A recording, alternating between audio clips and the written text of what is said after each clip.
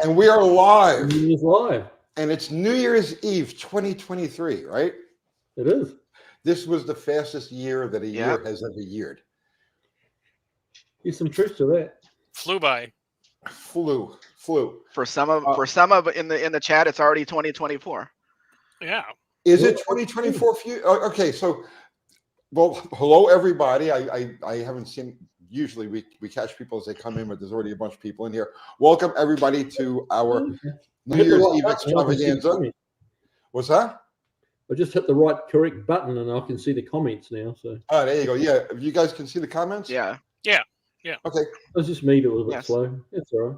So you guys all know the rich and creamy Kiwi, and then there's Dr. Art from Dr. Art's Hot Rod Rehab, and the mystery man is Miguel, Mexican Spec, our long-time mod, and just hanging out now for the first time. We've never actually heard each other's voices, so that's pretty cool.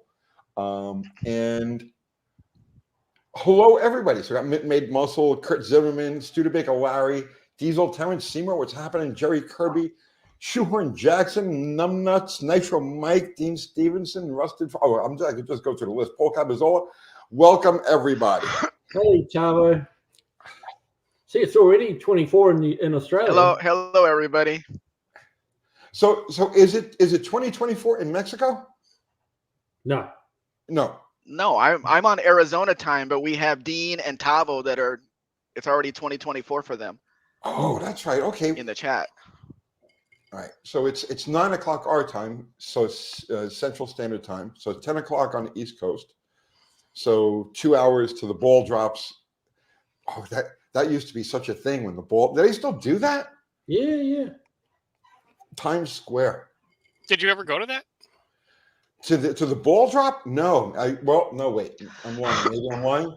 I think I tried to one year, and it was just like it was a madhouse. You couldn't get close to it, so I gave up. But that was like in the 70s.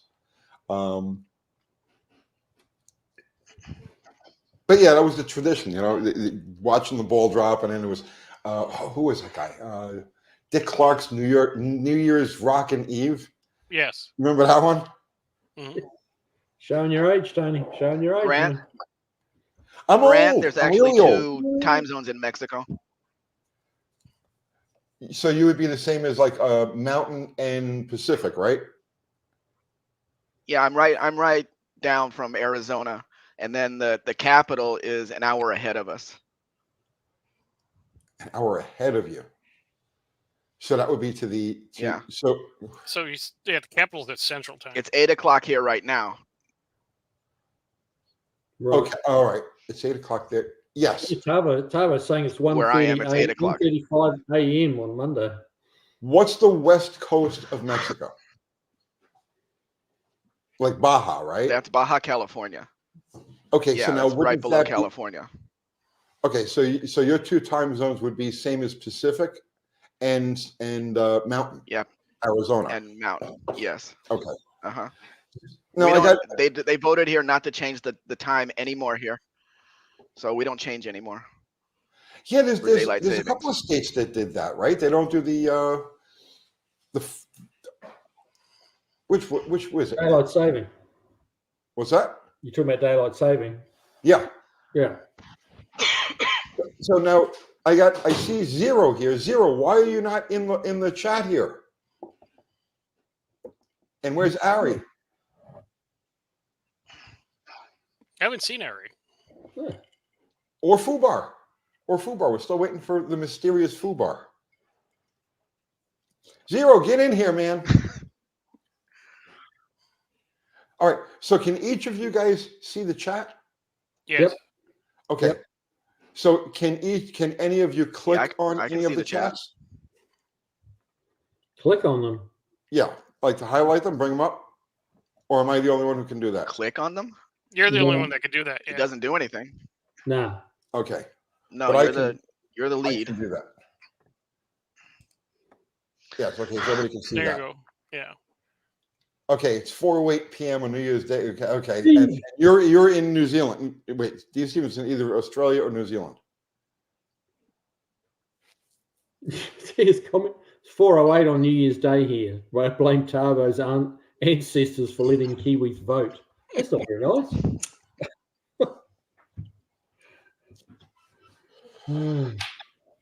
Mexican Spec, are you in the witness protection program? No answer. I guess he is. No, Okay. I'm not. But no, I'm not. We need crowdfunding to get Oh, a there he is. webcam. Okay. Yeah. Here's 0. All right, there it is. Oh, the man. You guys hear me? Yeah. Yeah. All right, cool. So, Oh, there he is. How you nice. doing, bud? Rustin Trevor, thank you so Hey, much. at 0. What's up? Oh, yeah. Hydrocarbons and freedom. Yeah, that's a good super chat. What's going on? Happy New Year. Come sit over here. Well, I'm going back and forth. She was pulling the rug off. Oh, stairs, yeah, go take care of that. So I'm going back and forth. Yeah, Winnie has decided she's gone into destruct mode, so now she's ripping stuff off everything. Puppy life. Yeah, I just wanted to get on for a second, say hi to the folks. I am a bit green today, but for a few different reasons. You're not staying None of which will be disclosed this evening. at 0? No, I'm staying. I got on earlier just to chat with some of the regulars and stuff, just to say hi, the usual. Oh, okay. So is Ari going to join us tonight? I texted him earlier, boss. He didn't get back to me, so I have no idea. Okay, and we're waiting for Fubar. Hopefully Fubar shows up. We need David Hakem to join in if he's around. And somebody mentioned Jamie from Dead Dodge Garage, and you know what? Let me. You guys. Jamie's on his own live right now. Is he? Well, I'll tell you what. Let me text. Oh shit! Oh, there's my phone. Let me text him and tell him to jump in here after he's done.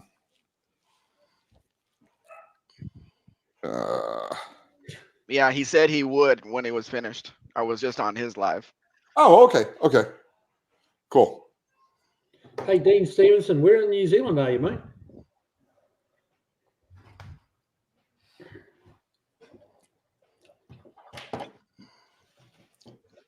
Where?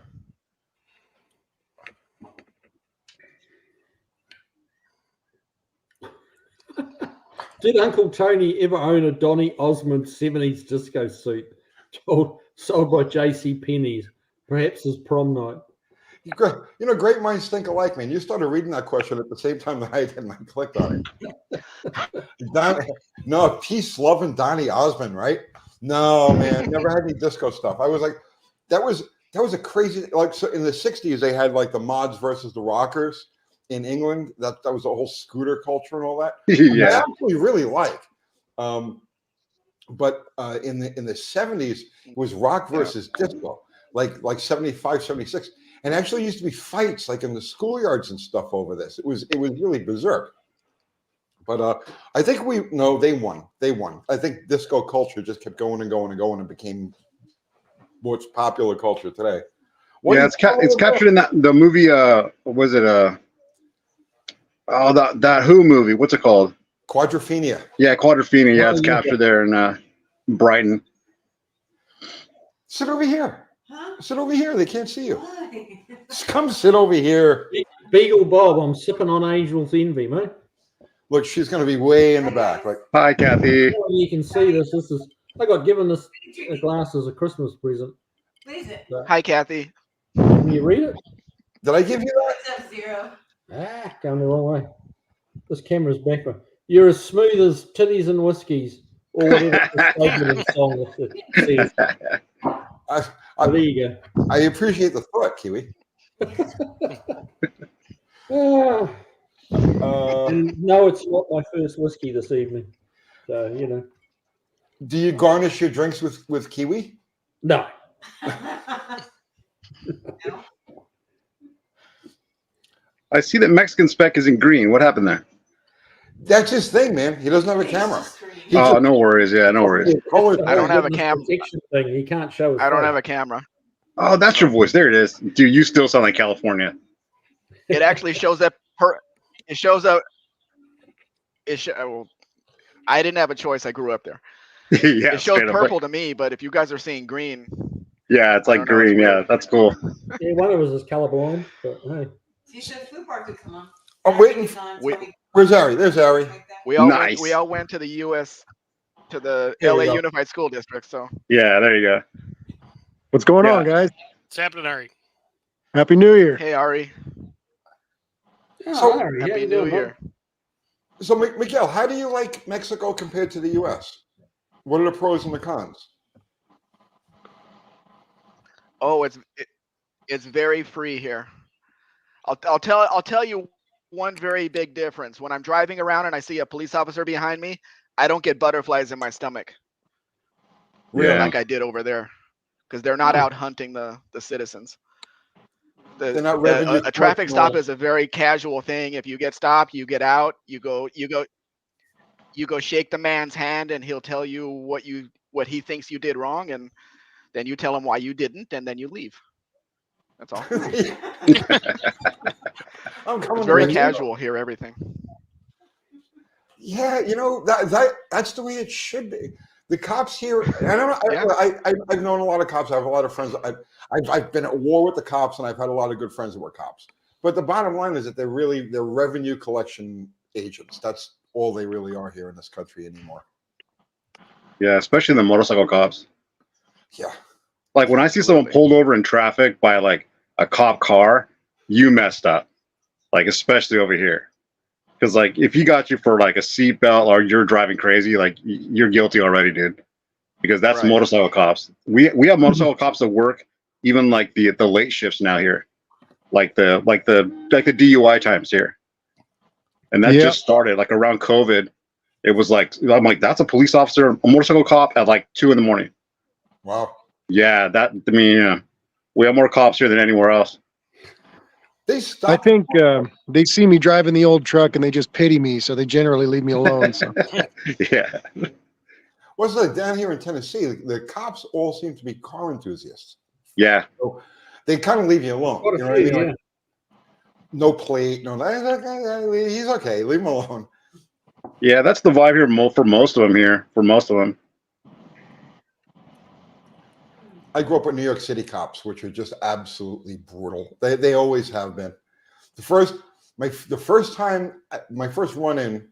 traffic run-in with cops, I was 16, and I had my Charger, and I was doing stupid shit. I was doing like burnouts around the neighborhood and everything. I just caught the car running, and I got swarmed by like a dozen cars. It was like a lights and just everybody just converged on me.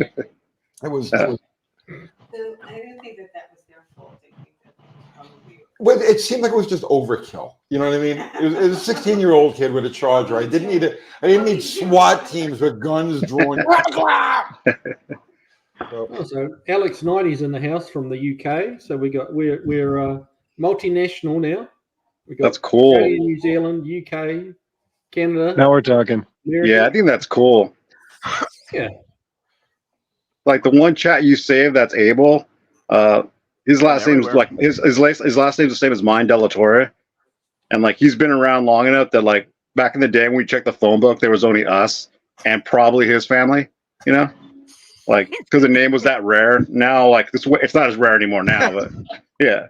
But it's kind of cool. Like I'm like, oh, what's D stand for? I'm like De La Torre. I go, get out, no way. Yeah. Andrew Buttons asked him, what did NYPD drive then Furies? They had some Furies, they had some B-bodies.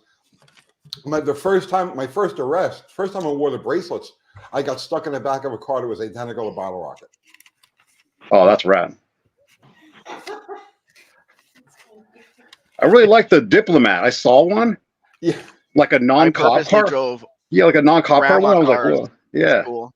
Yeah, I wore the bracelets in the back of Diplomats too, but quite often. Cutting out.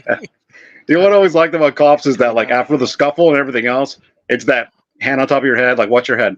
Like God forbid, you bump your Bump head. your head. Yeah. Yeah, that was always funny about watching that show Cops. I'm like, after all of it, the chase and everything, like, okay, hold on, watch your head now, Be careful now. I've had more cops apologize after arresting me than anything else. In high on the ride to central booking, you know what I mean? And they're like, "Oh, okay, this was an okay guy. I really shouldn't have done this to him." But once they do it, it's too late. You got to go through all the emotions. I have a funny one. It's not for me though. It's my best friend. But I refer to I them drove all my as brothers. 63 Fury to school. Oh, that's rad.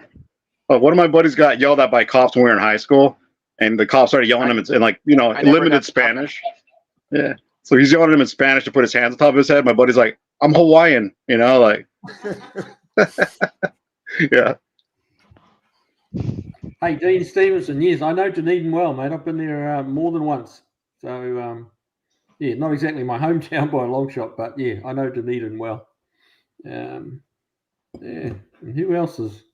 Yeah, it's been 24 for 16 hours in New Zealand. They're saying It's cool. It's the future. yeah. Yeah, So that's why I went backwards in time to come over here. Well, I kind of did, yeah. No, we've got the past and the future It's neat. all happening here now because it's When I had customers over there, I'd ask them how tomorrow was, and they always said it was great. I like it. Well, that's cool. Because they'd call around 4 p.m. our time, which is what, like 6 a.m. there or 7 a.m.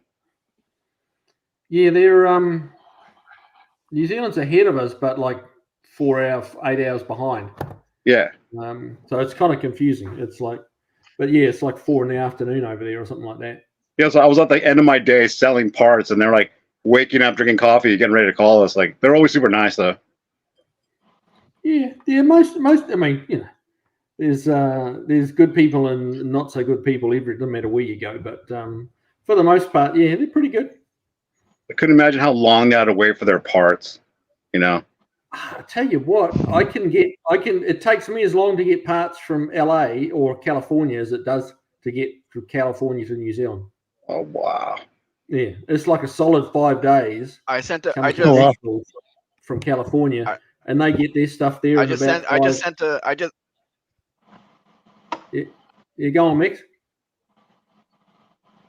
I just sent a blanket to Tavo, and it got there in 30 days to Australia, Really? so that wasn't so bad.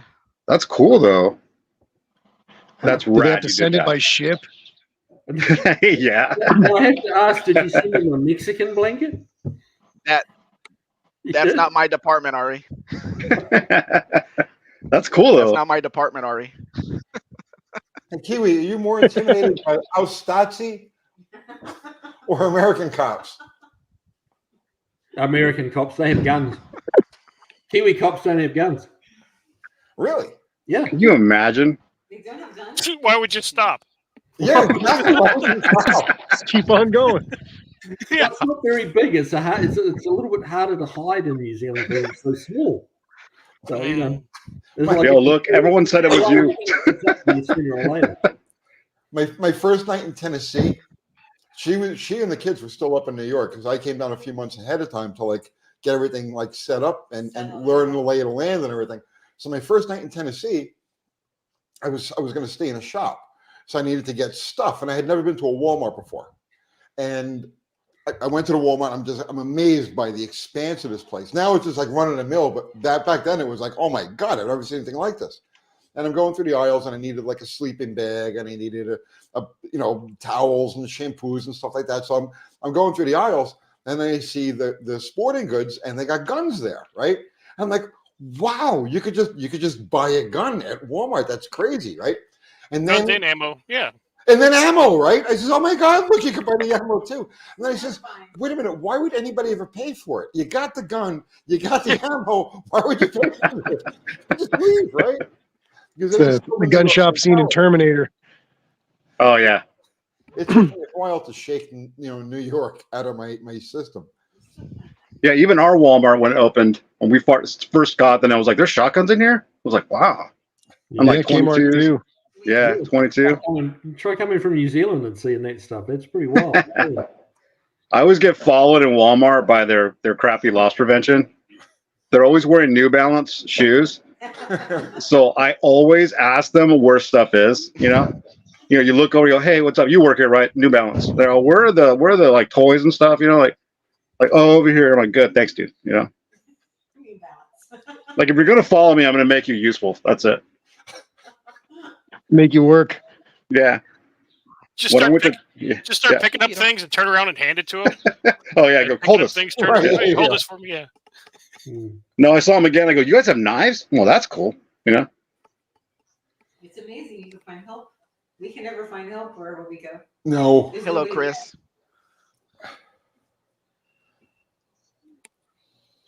You know, I think went if I there to do find oil. remember, It didn't work out. I You guys think have Tony much more was stuff supposed in to your get Walmarts than I do. Well, what happened now? Tony was supposed to get Kiwi a gun and a dog. Oh yeah, If I do remember. Yeah. That's true. Give me a gun for Kiwi. Giraffe, and the list goes on. Give me a gun for Kiwi. Get You just all witnessed the most American conversation in the world. Get me a gun for Kiwi. Yeah, that's if you don't have awesome. enough, you can have one of my 80. One of my 80. It's right in the safe I here. can give him a That's gun. cool. Kiwi, I'll give you a gun next time I see you. Yeah. Okay. See, He doesn't have a gun. See- I don't know why. see, Kiwi. Now that's a mate. Okay, that's how it works. You know. Well, yeah, that's true. Yeah. He has to get his Gonna own get dog. like I got a nice little Saturday night special for you. That's Yes. awesome. Shit. Yeah. What's this rating? Oh, rating slant 6. Did any of the Aussie or New Zealand police departments have an MFP like in Mad Max? No, that'd be a hard no. No. Man, I love that movie. it's one of the ones. They're doing a remake of it too, I heard. Mrs. I read somewhere they're doing a new one, a new Mad Oh. Max.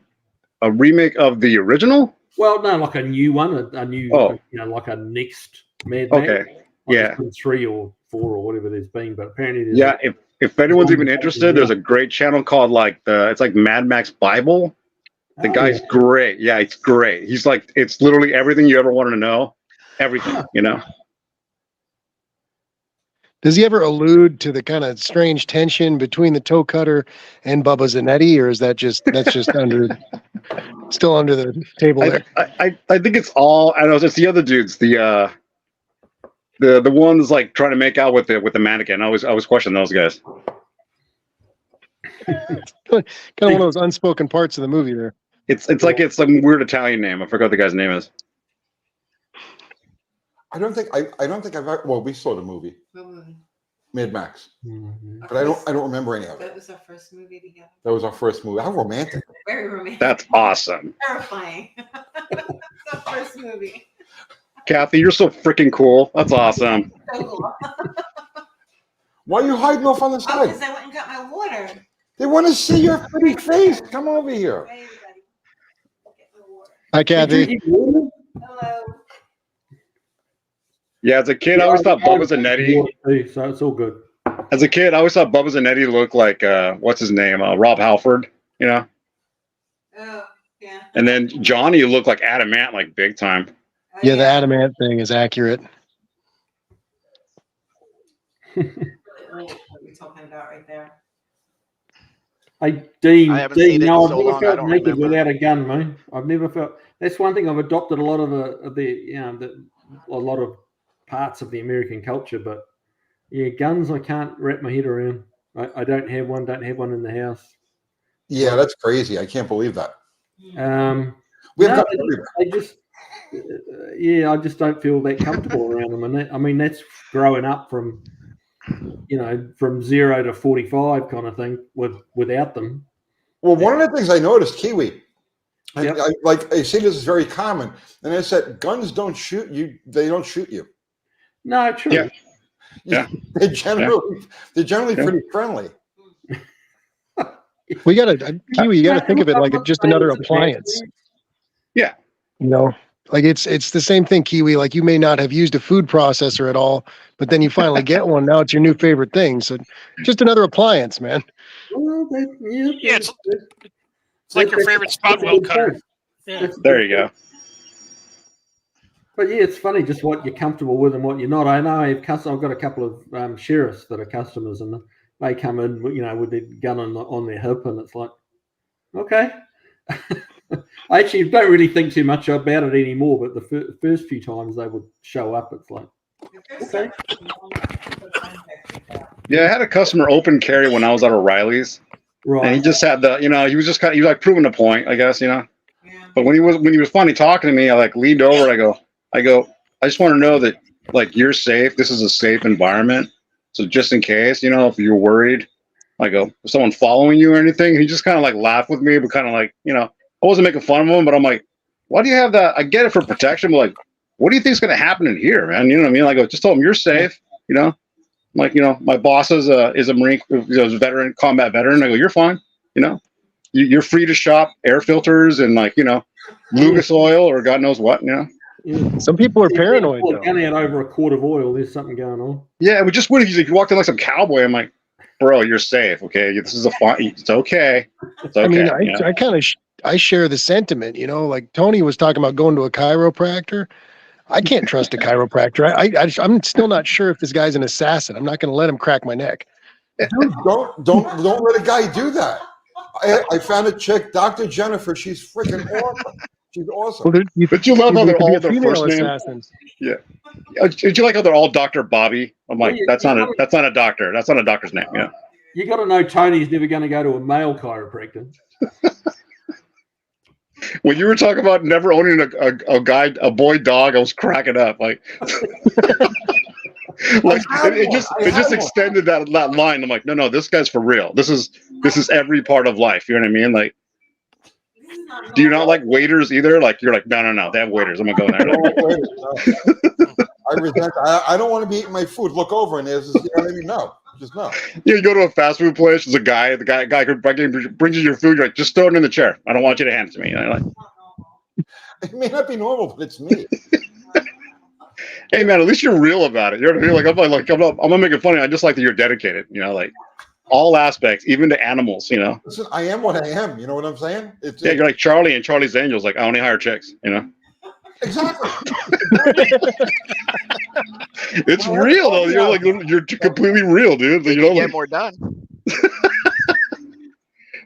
Remember, like Muammar Gaddafi, like all his guard was all like a beautiful women. I'm like, this guy went full blown James Bond villain. Like, that's awesome. Like he saw the movies. He's like, yeah, I'm doing that. Just chicks. Yep. That's great. When I finally do attain warlord status, that's exactly how it's going to be. That's awesome. I just wanted to get this. Andrew Button says one of our old Stoger guns is made in half. I can see the reasons for it. I have get my shotgun. That's so great. Yeah. That's awesome. I can do that on YouTube. No, you can't. I'm sorry. You can't. I'll be right back. Oh, stop it. Just go grab the airsoft gun. Yes. Yeah. Show us your replica collection, Oh man. Oh, he can't be the only one. Does YouTube still have rules against it? What? I think they do. One could just be assumed that yes for everything, Okay. Yeah, pretty much. They Stop it. An electric gun. I'm just showing him it's a Stoger. Oh, Jesus. It's a Stoger Coachman. That's awesome. New Jersey. The Coachman, where riding shotgun got its name. Yeah. Yeah, that was the Yes. first one I bought in Tennessee. And then I bought an AK-47, which I used to open carry, because that was totally normal here in Tennessee when I first. yeah, of course. You imagine like you're grabbing your things, like my hat, glasses, wallet, AK-47. Kalashnikov, just grab that. Going into Walmart. Nobody paid any attention to it. See, that's great. Like, as long as you had to point it down. As long as you were pointing it down, nobody cared. Well, yeah. Well, it goes We without just saying. assume, he's very into hip hop right now. He likes this AK-47. It's a phase. Man. Oh, I was really into the AK for a while, and then How do you guys even have an AK-47 when they're all here in Mexico? Also true. That's why you build one of these. Yeah. I've only shot one once. It was years ago. What happened? I only shot a 7.62 once, but it was fun. Yeah. Yeah, it was fun. That's when I shot 308 and 223, 45 and 40 cal. It was fun. I was at the range with a 9mm. It was the first time I was at the range. And so I'm playing around with it, and next door to me, I hear boom, boom. I said, "Oh, what is that?" The guy had an AK-47. I said, "No way!" Wow, see, one. That's great. I need this. There's a cool I need this for the arsenal. If you're old like me, I'm 50. Like when we got the good GI Joe toys. Window, Ari. Yeah, like when we got the good GI Joes, it was Cobra Officer that had the AK, and I love that thing ever since. You know, the little tiny toy AK-47, you know, for the bad guy. I like your Raining theory Sun about all the 6 bad guys in 80s movies. Mm. Right. Yeah, Raining Sun 6 said that's Tony's broomstick. Shotgun. Yeah, I think I got some high powder slugs in there right now. So yeah, it's a boomstick for See, sure. that's gotta be awesome. Oh, or you mean like the turtlenecks? The turtleneck thing, and then the kind of random, they might be Iranian, they might be Dominican, they just have Oh mustaches. yeah, like in Commando. Yeah. I love that movie. You never really know who they are. They're sort of South American. He kills the same like 5 stuntmen over and over again because I love that movie. You know, he never reloads because he's shooting with hero bullets. You know, Right. yeah, hero bullets multiply as you're shooting. So you know, The more you shoot, the more you have. well, yeah, you don't even aim because he's shooting for freedom. You know, and bad guys are like stormtroopers in Star Wars. You just can't shoot for anything. You know. Chris Freemasson, you're thinking about going back to New Zealand. Yes. Why are you thinking about going back to New Zealand, bud? All of this gun talk. Oh, okay. Scared him. Yeah, scared him right off the whole continent. Maybe he's looking forward to that $12 or $14 a gallon. Oh wow! Is it like a smaller gallon? Like it's like not a freedom unit gallon? Oh, bigger. It's 4.4 liters in a New Zealand gallon, and there's 3.8 in an American. Oh. So, yeah, that makes it slightly better, but nowhere near better. Norm is saying flamethrowers are legal here. They're legal here too. I would love to have a flamethrower. I just haven't bought one yet. Maybe that's Well, what we do Tony, next week, Tony. We'll go get one. That's fantastic. Yeah, I think that's a good plan for us to go. We'll go seek out a flamethrower next week. All right, is Fubar at least moderating? Just get an electric car and that'll burst into flames. That's close enough. There. Oh yeah. I think that's the ultimate home protection device. Electric car. Flamethrower. You know what I mean? Like, nothing says, you stepped over the line more than a flamethrower does. Yeah, remember those warning, like properties protected by Smith and Wesson. You put a flamethrower on there with like the guy running, like the crude little, the little silhouette guy we all seen for like bathrooms. The stick guys, yeah, running away from a guy with just a flamethrower. running away from a guy. The owner of the house is equipped with flamethrower. You're like, okay, I'm just not. Just don't do it. Like everyone knows that. I'll tell you guys a story. You're talking about stick figures. I was in Malaysia many years ago, like doing a rally over there, and we're driving through the countryside there in Malaysia, and there's a sign with these stick figures, and the first stick figure's running, and then the next stick figure's like got a rifle and pointing it at him. And as it happens, we were driving past the jail. Oh my God! Road signs, like you see somebody running, there's probably somebody going to be shooting at him. Yeah, wow. That was a Make sure to duck. Yeah, when you're on the 10 going to Arizona, you see the don't pick up hitchhikers. Yeah, because there's you're going by the prison. Go by the prison. And I'm like, that is so cool. Like, yeah, like how many people are like, oh, here's a nice fellow. Yeah. It's like in some jumpsuit in the middle of the desert where there's nothing at all. It's just pure darkness when you're going by there too. Like, right. He seems like a Christian. One of our guys that was with us is like, let's stop and grab Isn't that where they give let's not grab the Isn't that where they give the inmates those feminine jumpsuits? Yeah, the pink jumpsuits. That guy had a great run. That was awesome. It was like the Hamburglar, but he did them in pink and black instead. And then he had them like in tents and cots. That guy was great. That was pure Arizona. That guy was awesome.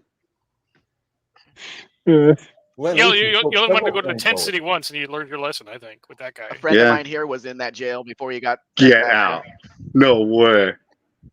Like he probably wasn't sending those cool those cholo photos where everyone's all posted up, with the really good prison clothes. Like the prison clothes kind of inspired the culture here on the streets. Yeah, the pink Hamburglar outfits were just fantastic. Hey, Danny Boyd's made a really good point. We need an amendment to the Constitution that guarantees our right to cars. We have a right to free and unencumbered transportation of our property, which means nothing because the corporation. I don't want to get into this stuff now. Don't want to. Yeah, we do. We actually do have that right, but you relinquish that right as soon as you title a car, register a car, and get a license. You relinquish all of your rights to that car. Oh, I think Dr. Art is just done with this. That was too I'm out much. of here. That was too much for him. We got to talk about the melted buildings again. He's going to get something. Did you Yeah, look we at listened that to at his all? 960 watt off the grid. Says your wife wears an asbestos thong. Like, okay, What happened? that's an interesting statement to make. But okay. Listen, asbestos built this country. Okay, you know what I mean? It's It's true. in all of us. Yeah, like It's I was in auto parts in the early '90s, And his and the population box control. of brakes, the brakes, the brake cores, because they reshoe them, reline the liners. Right. The box said will cause, not may cause, will cause cancer. You know, I Mm. don't believe, honestly, right? Because anybody who's a mechanic my age and older, we were covered in that stuff. Brake Yeah. dust in the 70s, brake dust and clutch dust and everything else. We're all okay. it's a fantastic material for one. Yeah. I watched the first documentary I ever saw on those Cuban guys keeping those cars alive, and it's just this old man who does all the brakes for everybody. It's this giant like mixing bowl for like a restaurant giant bowl. He's just mixing it with his hands. He just pure asbestos. I'm like, see, there you go, And he was Good for old, so he's been everything. doing it a while. You know what I mean? Obviously, he's been the brake line business. Like Yeah, but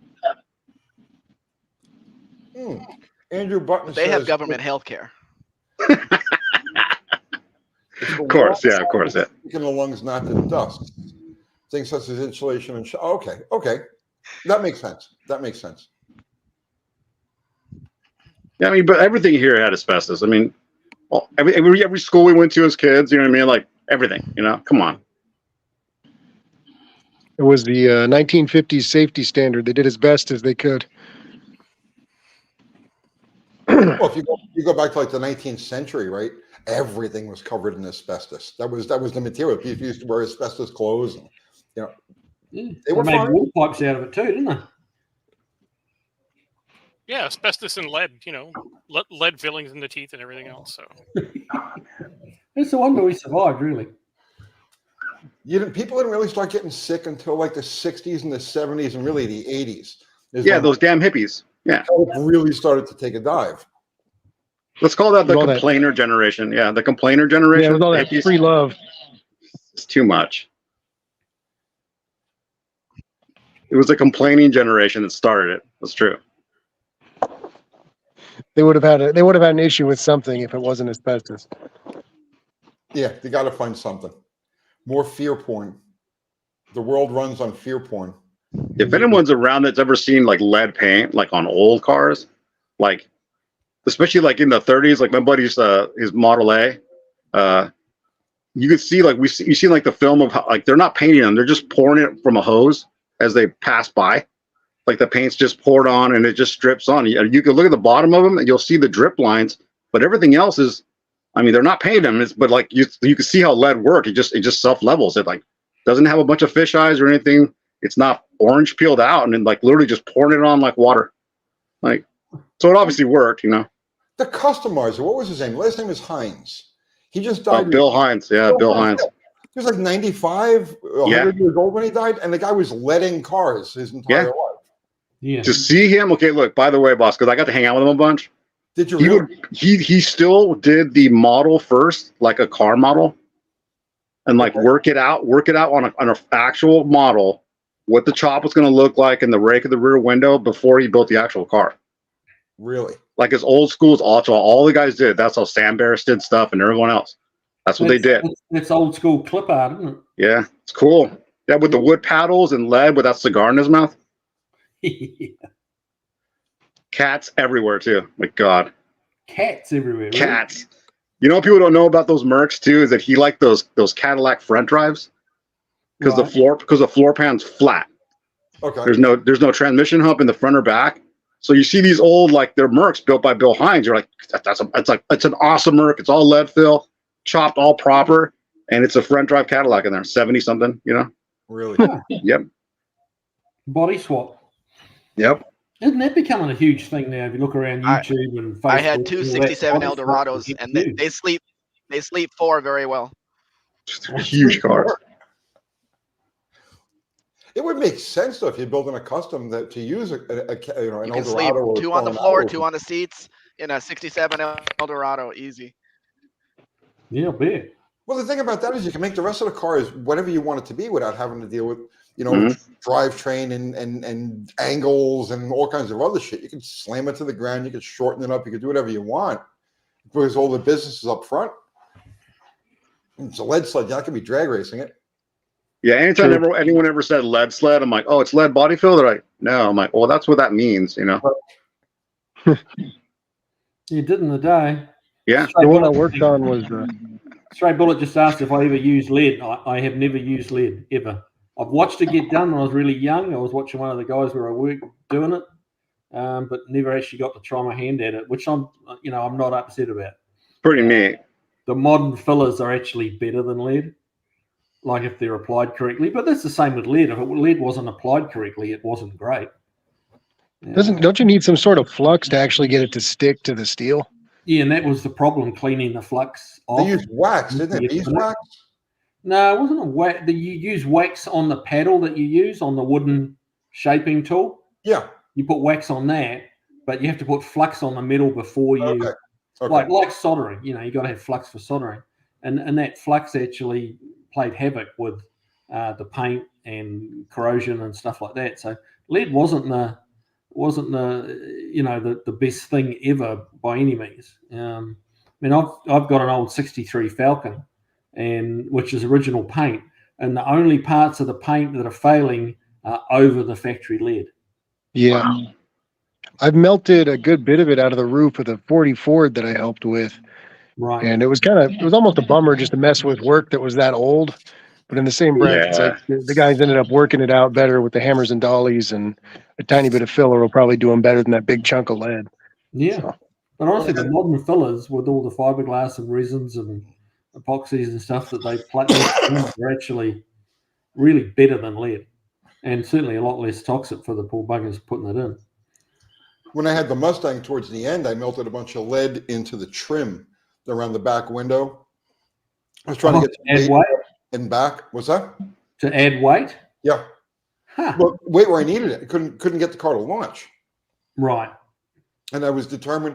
There's a picture in Cars Illustrated of me launching that car with daylight under the left front wheel on the gator backs. That's rad. And that was wow. I had filled the trim around the back window. I don't remember exactly where, but I melted several pounds of lead into the trim and then put all the trim back. And that helped to buy us a bunch. It's only cheating if you get caught. What's that? It's only cheating if you get caught. Yeah, well, I mean, 40 years later, who cares, right? Yeah, it arrived with the car. So, yeah, there you go. True. Yeah. Imagine the poor windshield guy that came to replace that windshield and went, what the hell is this? Down the line, yeah, somebody's got to deal with that.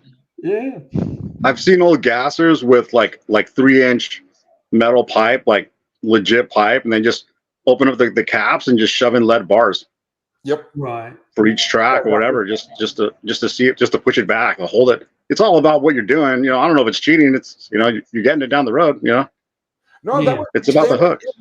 That was a standard deal, like with gassers, like from the middle '60s until they morphed into like the pro stock type of car. Where they would fill tubes with lead shot, and they would tune the car based on track conditions and tires and so on and so forth by how much lead they put in the weight bar in the back. Yeah, this one even have the like leaf spar wheelie bars. They're like independent. They're just dragging behind it with small wheels. Yeah. Yeah. I mean, you could tell they're leaf springs. I'm like, that's cool. That's just figuring it out, Come to think of it, the funny cars. When I was doing the funny car thing, we had a lead bar. If you're familiar with a funny car chassis, the way like where the cockpit goes down and then the engine meets it right about there. At the lowest point of the chassis, we'd have a weight bar there. And the earlier ones you could fill with lead shot. And then by the time I came along, just big hunks of lead that you would bolt, different weights, because that's how you keep the front end down. People think it's a wheelie bar. It's not the wheelie bar that does it. It's the weight you put under the center of gravity. Because as the car is trying to accelerate forward, it's trying to push the weight under the wheel, and it Yeah, that makes sense. down. Yeah, like dead center of the car makes sense. It's Tonight on Uncle Tony. It's at the lowest point. So The magic of lead and asbestos. Yeah. Yeah. Yeah, like the fastest Indian. You saw Bourbon Road do that. He melts a bunch of battery lead, you know? Yeah, that's true. Yeah. Yeah, slightly Oh, different. one more thing, boss, about Bill Hines. His apprentice is called Brad Masterson. And if anyone gets time, because I can't see the words in the chat, excuse me, Brad Masterson, like, that's the kid. We refer to him as the kid, but Brad Masterson took over all that lead fill stuff. No, okay. Like true traditional style customs, which is what we had at our car show. Like only period correct hot rods and customs. You know? Nice. Yeah, see, Kiwi's got me watching Bad Chad now. Oh no, I can't. Like Oh, I just can't. I just can't. Bad Chad. Good Lord.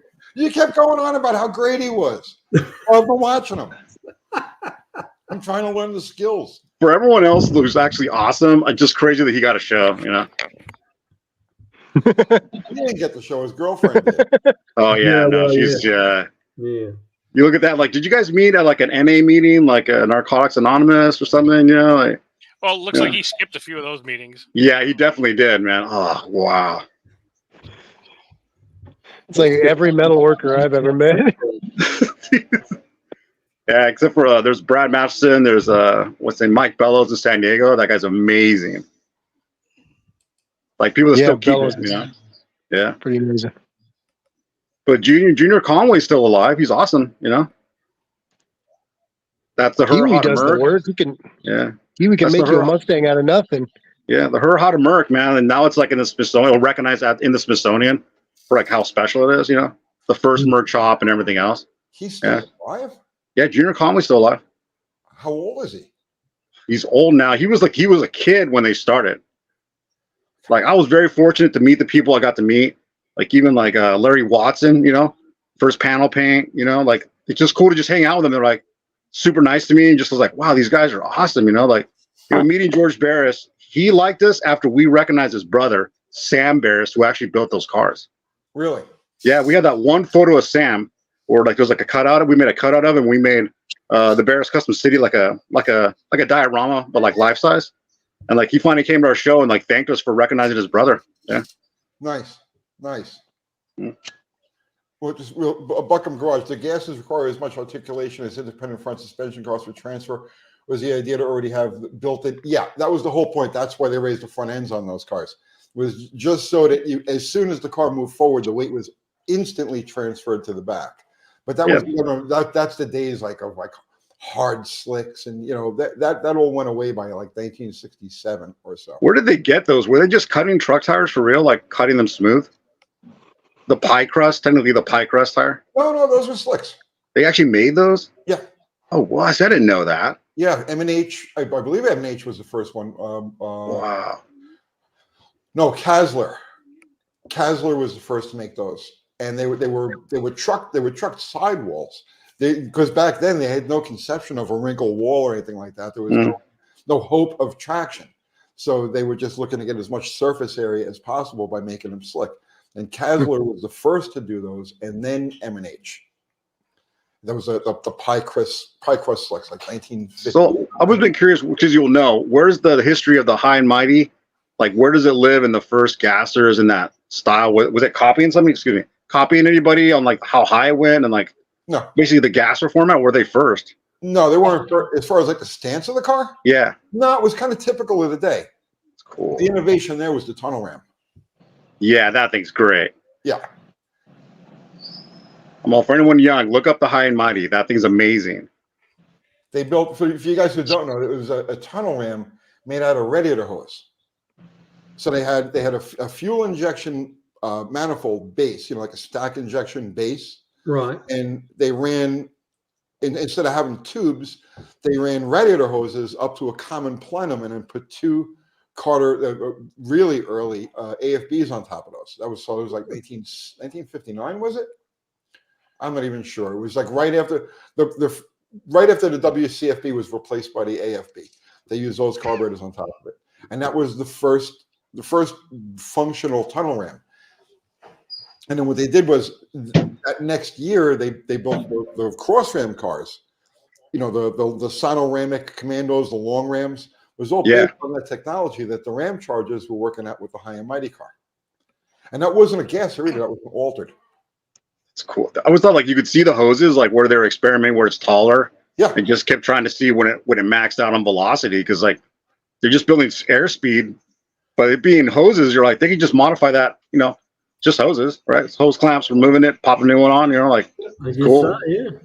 It's amazing to see. It looks like a cartoon to people that have never seen it, you know, like it looks silly.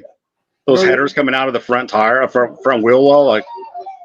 I was just about to say the headers, because now, see, that's the thing. If you go back to that day, they didn't really understand how engines really breathe, because they were going with the zoomies back then. Mm-hmm. They ran those crazy zoomies out the side, and they were giving up tons of power. Like they were making torque by raising the carburetors, but they were throwing the most of that away by not having a collector to scavenge any of it. Oh, because those were all individual tubes from each exhaust port. Yeah. Right. Yeah. It wasn't until like Pontiac, I think, really got started with exhaust tuning. Just about that time. And that's when the collector header really came into fashion. First, it was a tri-wise, and then the long tube individual. But that's where the collectors tuning with the collector really started around 1962. See, back to, I'll take things on the I know for 300, Alex. Are there any more first? What's that, Miguel? Are there any more first to be had in racing, or has everything been done? Are there any more first to be had in racing, or has everything been done? I think everything's been done, honestly. It's all refinement. I think everything that can be done has been done by around 1970. And I think from that point forward, it's just been refinement. You know what I'm saying? There's really nothing new under the sun. And unless we come up with a new type of transportation, I don't think you can come up with anything new. Unless Dr. Art. Well, now they tune the cars with computers, which. Yeah, but that's just refinement. That's just refinement. That's not innovation, really. Yeah. It's like clutches too, on like the full top fuel of funny cars. That's true. Those clutches. Yeah, but again, see, refinement. You had slipper clutches beginning in 1967. So it's just refinement. So then, you know, first they added the lockup to it, and then they added another disc, and then they added stages to the lockup, and then they tied it to the fuel system for, you know, and that whole thing I started. But it's still just refinement. By 1970, it had all been done. Yeah, because you can pretty much buy a turnkey now, right? Like the length, everything, what it's set up. This is where it goes, right? Yeah, it's all very formulaic. Like there's no, it's really all racing today has come down to how much you're going to spend. Like there's no more frontiers to break through. It's just how much you're going to spend, and how often are you going to spend it. I felt lucky that I saw some actual slingshot dragsters run at Formosa. Like they let some of them are just there for Cackle Fest, just to watch them and hear them. But it was a few guys running them. There was a few guys that were running them. That would be very cool to watch. Yeah, including the Moon Eyes dragster. Yeah. Oh wow.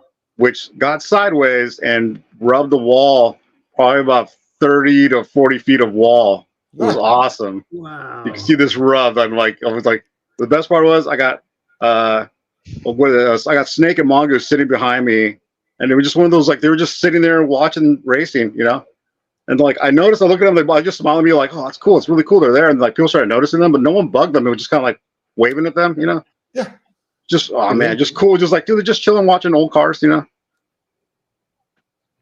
But Formosa's in like North Fresno. It's a time capsule, man.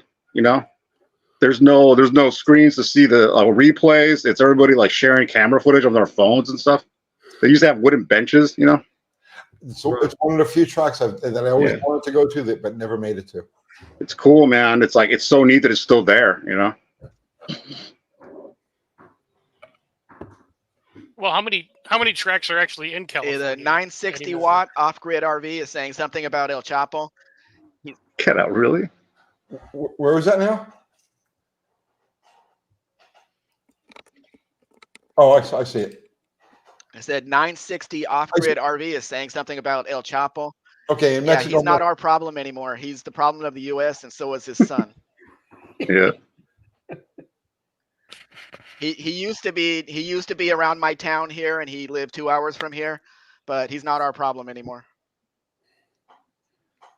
No. I know Mexicans, but you had that whole issue where Sorry. they shut down the town because they had like burning trailers and stuff. Yeah. That's gnarly. They had like That was when they accidentally caught his son.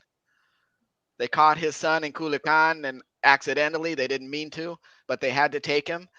And the cartel was burning trailers on the semis on the roads to stop them from driving him out of the area, but it didn't work. They got him out anyway.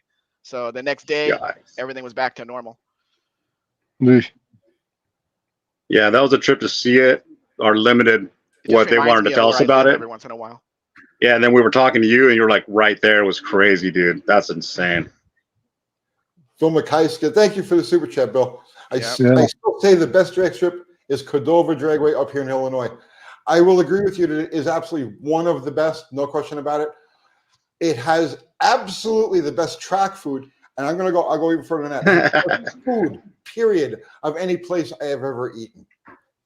The track burgers at Cordova, I don't know if they're still like that now, but back in the 90s, man, it was incredible. The food was just awesome. There was also one of the craziest accidents I've ever seen, too, was at Cordova. I was out there with one of the fuel alters. I think it was who was it? Mike Faze's car, Chicago Fire. We were out there to run a match race, and they were running alcohol cars in front of us, and a pair of alcohol cars went, and we were like first in line. We were like the next pair of cars to run. So I'm half paying attention to what the cars in front of me are doing, and the car on the left lane is just motoring through. The car in the right lane swings out like this and then T-bones the car in the left lane. These are alcohol dragsters, right? And then it goes in the stands, okay? The car that got T-boned breaks up and goes in the stands. This is about like, I'm going to say like 600 feet out, 700 feet out, right? Wow. And I'm like, it's like you don't expect to see this. So anything could happen, yeah. Whoa. And there were people in the stands. This was literally the craziest thing I've ever seen in my life. If any of you guys were there, chime in, okay? So the first reaction, you see this, right? And I'm like, okay, there's a lot of dead people. I am out of here, right? And that was like my first reaction was just like, okay, just go home, right? And then I said, no, you don't know what help might be needed. So I ran over to around, so I got up in the stands and I ran out to where the accident was. The safety crew hadn't gotten there yet. I'm thinking to myself, okay, what can I use for a tourniquet? I know somebody's going to need this. I know somebody's going to need that. I do not to this day know how this happened, okay? But there were groups of people in the stands. And when this car went over, the parts of the car went over and landed in the stands, literally in the stands. It missed all of these groups of people. The motor flew over everybody, landed behind behind the stands. I don't know if Cordova's got like it's like built into a hill, right? And it went behind the stands and it bounced along over parked cars, and people were camping and stuff like that, bounced over all of them and then hit an RV. It crashed into an RV and it just demolished the front of this thing. But nobody, even the driver, nobody got a scratch out of that. I have yeah, it was the most miraculous thing I've ever seen. Except for the RV guy, which got a souvenir, you know. Yeah. Yikes. That's insane. It was, bro, I'm telling you, it was the craziest thing I've ever seen. It was one of the craziest things I've ever seen. Is this guardrail or K-rail era? It was guardrail. Yeah, wow. And this was like 1992. Wow. Probably 1992, 1993. You have some old, like, it's just drag racing footage goes from like, I mean, you see lions, you see everything, right? From like black and white on. And there's a guy that goes underneath the K rail. And like, you see fans jump the fence, and you see a dude just stop. Like, you know, obviously dude lost his head, but he gets about maybe 15 feet to the car, you know? Yeah. I'm like, yeah, that's like shock. You see people just like, he's running full speed and then just freezes. Yep. Stop. Yeah. Like, Yeah, not much you can do about that. it's terrifying. Yeah, that sucks. But you see the car, you just push the guardrail up, you know? The car at 100 or whatever made it a gap. Push that guardrail up. Like, yikes. Yeah, Armco wasn't. There was a guy. Yeah. Kenny Logan lost both of his legs. I think it was at OCIR under the Armco. Yeah, a lot of crazy stuff. I saw a car at Pomona hit the path. He went with like the sand and that net they have there. It's not really a sand trap. Oh, at the end of the track, yeah. Yeah. Because it's like, no joke, it's like maybe 100 feet past the nets, and it's like there's a road right there. Shit. Like Pomona had room, it doesn't have any room at all anymore. Yeah. First time we went to Pomona was with Cars Illustrated magazine, and my buddy Neil was a photographer. So we got there, and I went up into the stands to get a feel for everything that was going on, and he went down into the photographer's area, and he gets himself like in position where he wants to be, you know, maybe like 100 feet out past the tree, and he gets himself in position, and I'm watching him, and I'm watching just what's going on, and he gets down like this, and he's like ready to take pictures, and a pair of like just regular, you know, like maybe super gas cars, whatever they were, leave the starting line. One of them hangs a left, hard left, and goes right exactly into Neil. Like his camera, he was, the hell was that? Oh, fireworks. Yeah, he like just crashed right into the guard wall, right where Neil's face was. Shoehorn Jackson's asking if I've ever seen the TV show Mr. In Between. But no, I haven't. Who else has seen? Have any of you guys seen Mr. In Between? Oh, that's cool. That's a good show. Oh, really? I'll check it out. It's a good show. If he's got Rockford Files in there, it's worth checking out. I think it's New Zealand, right? I believe it is. We see he's saying it's made in Australia. Oh, yeah, Australia. That either one, yeah. But it's a good show. Okay. Was Rockford Files the one with the two cops, I'll have to give it a look. Yeah, or the one with James Garner? James Garner. that's right. Yeah. Yeah. What? Isn't it? James Garner and his Firebird. Yeah, that's the Yeah, one. that's right. Was that the show that had that dart, that Barris dart? I'm not sure. What show was that? Someone in the comments. Because one of the last Barris cars, like a real Barris car, and like they pulled the drive lights are changed, and they got some weird scoops on it, plus like a spoiler. That was Mannix. Mannix, that's it. Yeah, boss, that's it. Yeah. Ah. Yeah, I remember the name of that show, but I don't remember the show. We used to get that in New Zealand, but yeah, I don't. Yeah, my memory's gone there. Too much bourbon. Hey, boss, you know what was cool meeting was Dean Jeffries. You know, that's the Monkeys Mobile and everything else. Like, super cool. It's a photo of him pinstriping James Dean's helmet. It was in that Porsche when he crashed, you know? Ooh. Wow. That's pretty Yeah, cool. it's cool. He's the one that made the Manta Ray. Yeah. Yeah, and the first thing I asked was like, Big Wrench Tech, welcome. yeah, he was like, you see it? I'm like, what frame is this? Like, what is that? He's, oh, it's an old 50s Formula One car. It's a Maserati. You're like, wow. You know, like if you look at the Manta Ray Kiwi, you remember that car?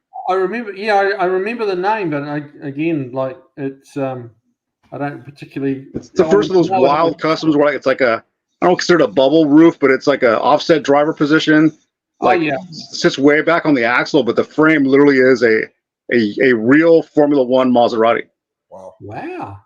Because I remember like looking at the control arms. I'd only seen them on like vintage racing. And you're like, I know, like, what are the chances that the frame and the body like, underneath it is worth more? And he goes, oh, it's probably worth more, you know? Because we asked them to bring it back, you know? And then after that, it went on a full circuit. But they remade the Hot Wheel for it and everything else. But Dean Jeffries. Did you have any Von Dutch? Nah. No. that dude. Yeah. That dude, man. There's a bunch of stories about him. You know, I don't know if any of them were true. Yeah, there's the people because you're like people like I've been talking like you're talking about like like Larry Watson, you know, who like a lot of people don't know that they see his work everywhere. You know, the lacing, the panel painting, right? I'm like, it's weird when you're first, you know, like when you're first, because Von Dutch, there's this like, oh man, he was so creative, like, you know, like neither side of the car ever matched, and then you get to where the old timers were like, this guy, you know, like of course it wouldn't match. Like he doesn't remember what he did on the other side, you know, if he's doing flame painting or like his little signature stuff, but sort of nuts. And look up the Von Dutch, his like hospital deathbed letter. That's why I don't like him. His hospital deathbed letter? Yeah, he wrote a letter like proclaiming, God. yeah, it's like, you know, deathbed. He's about to die. How the U.S. is being corrupted by foreigners and blah blah. He gets into more detail. Okay. Yeah, he likes the guy who ran Germany for a while, you know. And I'm like, oh, okay. Andrew Button says the best exhibition car ever was the dual Tornado powered 66442. A bit so hard that it tore up the pavement. Later was totaled. There were two of those. He had the Hearst Harry Olds, which made more passes. Like it made several passes. The one you're thinking about was the terrifying Tornado. That's it. Yeah, that was what was his name? John Spicer. The photos of that thing peeling out from the front tires is so rad. The torque scale. There's a shot of that car coming off the starting line. I think it might be Irwindale, and the front tires are like this. Yeah, the whole front of the thing just distorted and shit. And then the next frame is the car heading towards the guardrail, and then the next frame is the car over the guardrail. You realize that like the dude can't see, right? You know what I mean? You understand that it's just point it and hope he's still going straight because, like, you know, it's insane. The fact he drove it is insane. You know, like Irwindale's basically got a cliff on one side, doesn't it? It goes into that quarry. That was the original Irwindale, not the one that you got now. Ah, that's right. I forgot they moved it. It's you're absolutely correct. Yeah, two blown nitro 425 Olds, one in the back, one in the my first job was at an Oldsmobile dealership, and I worked with this. One of the salesmen was probably the only guy in the club, but it was the Tornado car club, and I had never seen one. And he would drive. He had about 7 of these things, and like each one is progressively uglier than the rest. You know, there's that one that's got the weird like flared fenders, and it's like, but I mean they're unique because they're just like, well, why? Like why? Like why is that? But then he's one that showed me those photos of that Tornado dragster. I'm like, that guy can't see shit, like at all, you know. I The feel guys that that way drove about slingshot tractors couldn't see, you know. some of those early 60s cars, the body lines on them. It's like, why? How is this even structurally sound? You know, how did this happen? Who thought of this? It's about style. I went to an Oldsmobile museum, which is not far from Detroit, and that was a brilliant museum. It wasn't like Ford have a museum in Detroit, and it's absolutely huge. It's got That's cool. It's cool. It's massive. You need like a full day to have a look around in there. But about an hour out of Detroit, there's the Oldsmobile Museum.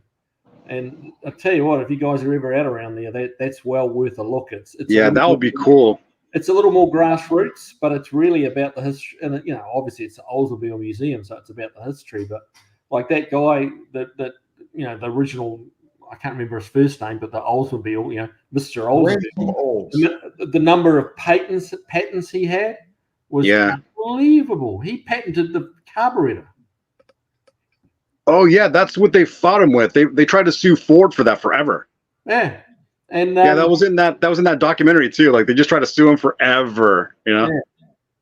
But they had an Oldsmobile Tornado that they used, like at this museum, that they used for a push car at the assembly plant, and they'd taken like 2.5 feet out of it, and it was this short little stubby Oldsmobile Tornado that they just taken like footage out of it. It was like the wheelbase must have been about 5 feet long, like it was, but it was super maneuverable.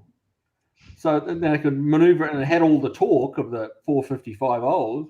No, they were like transaxle, right? Like 4-wheel drives, where the motor sits. It was only 2-wheel drive, but you know all the weight was over the drive wheels because. Yeah, but the motor sits normal way, right? Not normal. Yes. Yeah. North south motor. Yeah. Yeah. And change driven, I believe, like it goes back to a, there's some sort of chain drive goes up to the front axle. Wow. Well, Because no, like I'm just saying, like if you ever driven an aggressive front drive because they pull to the right, Oh yeah, right? they do, yeah. Because the axle's shorter to the right. Yep. Like, do you imagine the torque steer on that big block and then just hammering the throttle on that thing? Like, Yeah. No, they just spun the tires like all the Eldorados and things like that. That's with the great. 472. You just hammer the thing and the front tires just blaze across the intersection. Yeah. Nice. Yeah. I've only done that once with a girlfriend that had a Pontiac, the GTP, the supercharged. Right. My buddy had one. He goes, dude, push the traction control button off. It'll peel all the way across the intersection. So he told me that, and I was like, I'm gonna go watch the car. She was like, oh, you want me to go? I'm on, no, it's fine. Nope. No, you stay here finishing your hair. Yeah. No way. That was a blast, She would get these like fake, like a bi-monthly magazine from Pontiac Performance. It's just only for them, but they would send her like there's like billet rockers for it and cams, underdrive pulleys. I'm like, that's cool, Yeah, it never went anywhere though. Yeah, I love Pontiacs though. Like that was cool. Pontiac was awesome.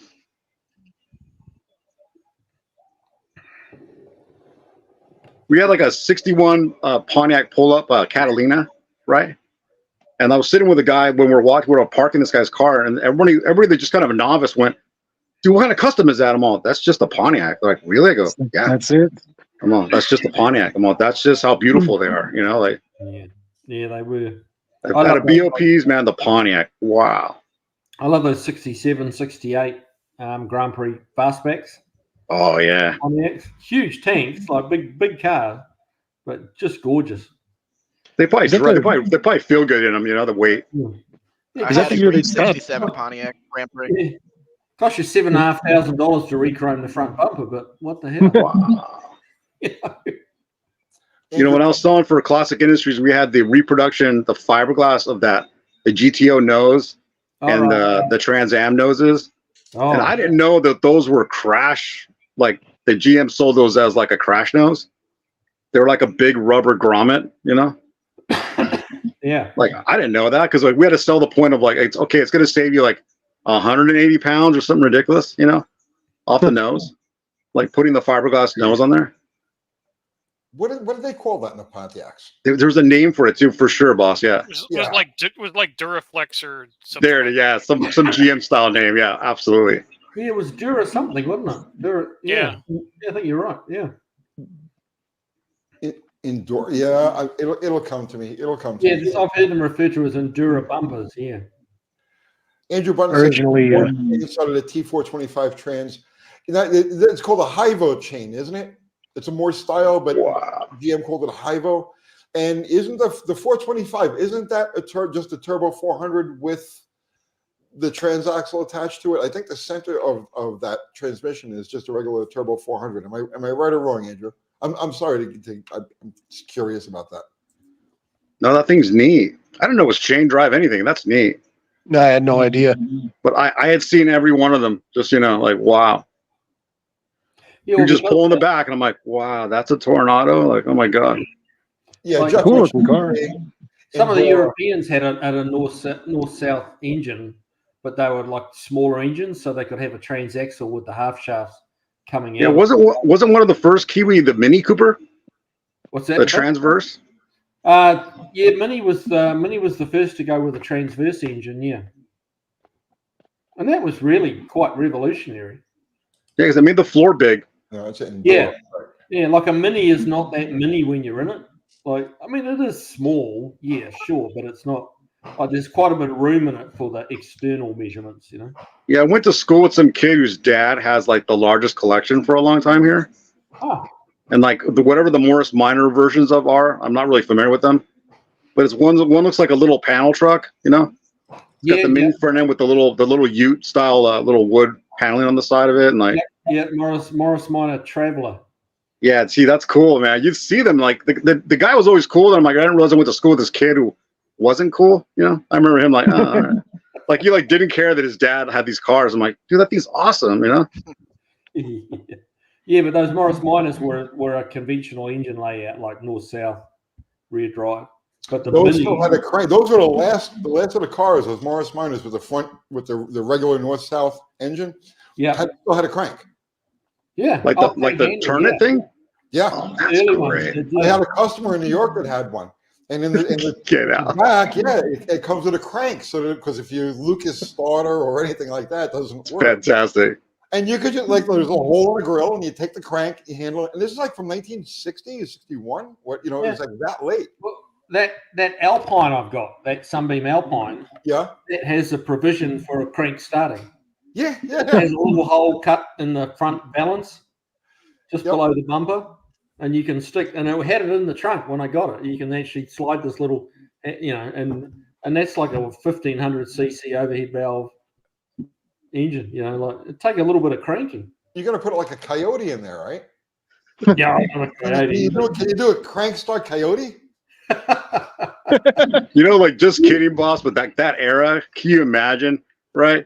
You're inside the car. Your wife's making you hold the cake for church. You're like, hurry up, Margaret. Like she's out there in the weather, just cranking that thing over. And you're like, I'm not holding this cake any longer. You know what I mean? We're like you're the reason we're late for church.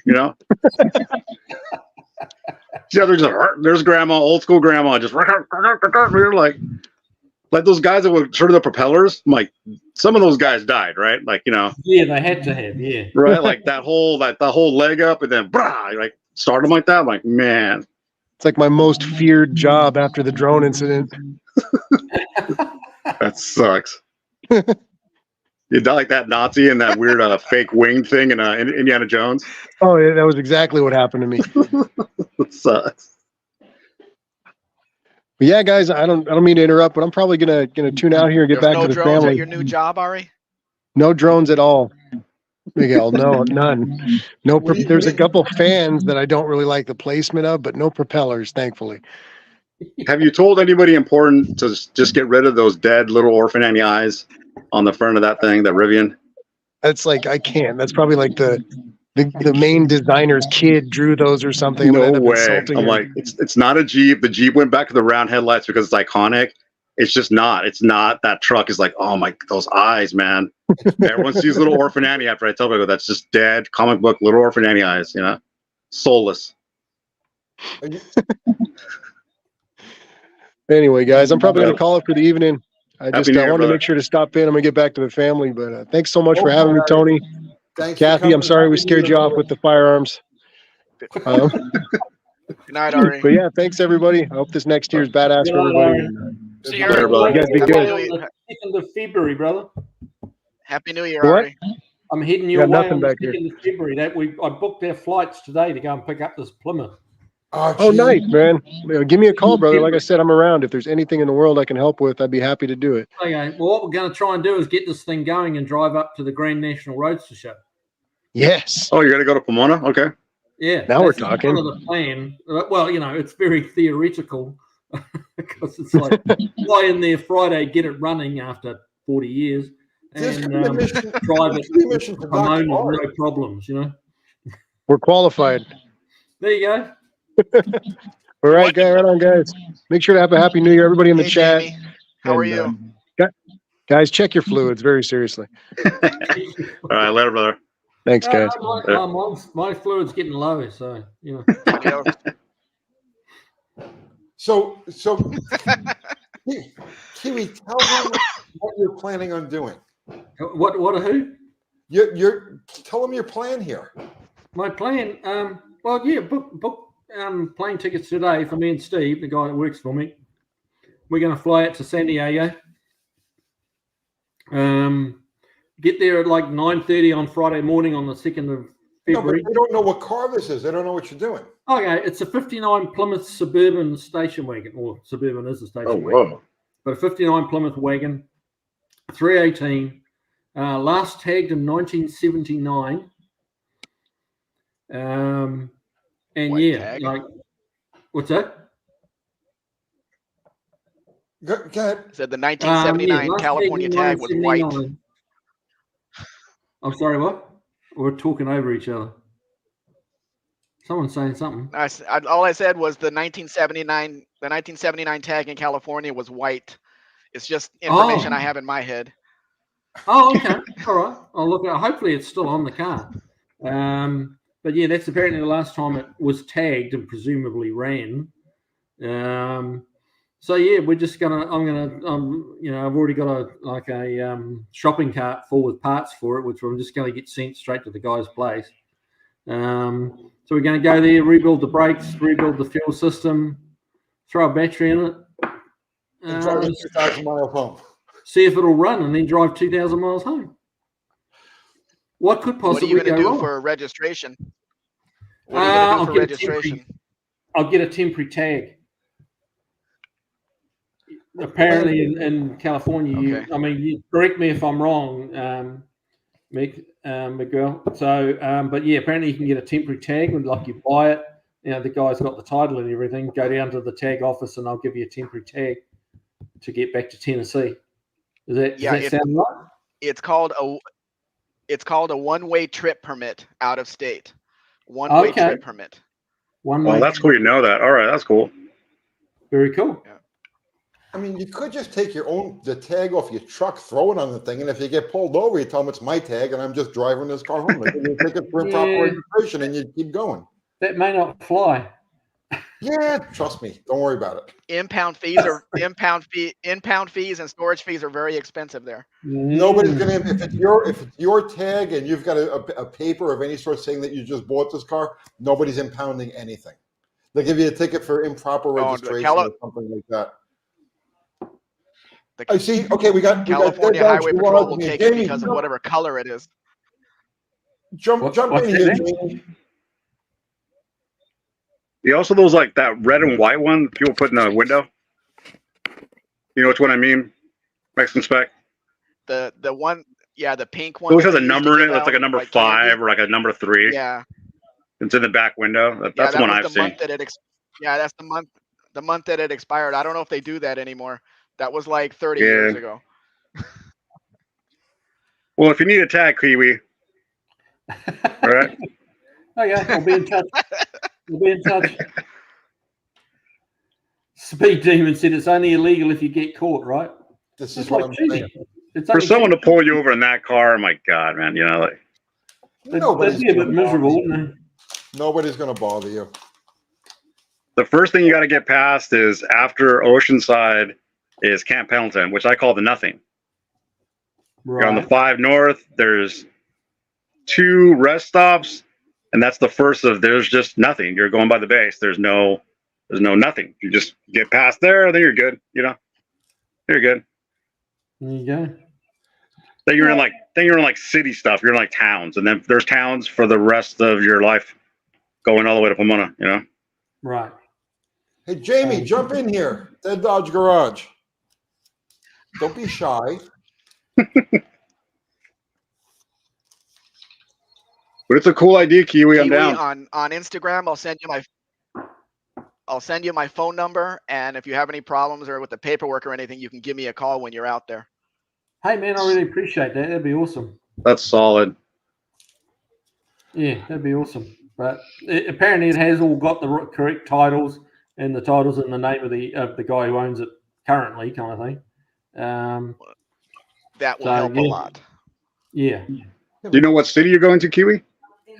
Just San Diego. Oh, okay. So was it the second or first largest county in the United States? Next is San Bernardino. San Bernardino's next. Yeah, how do you do that? Put the link in the comments.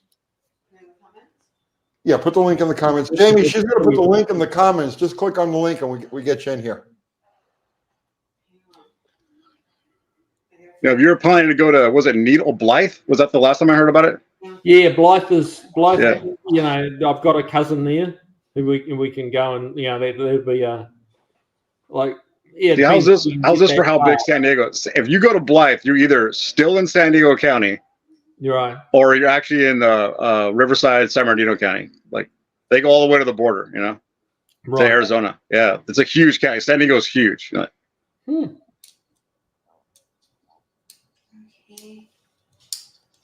You want to add the comments? Yeah, put it in the comments. So anybody can click on it then.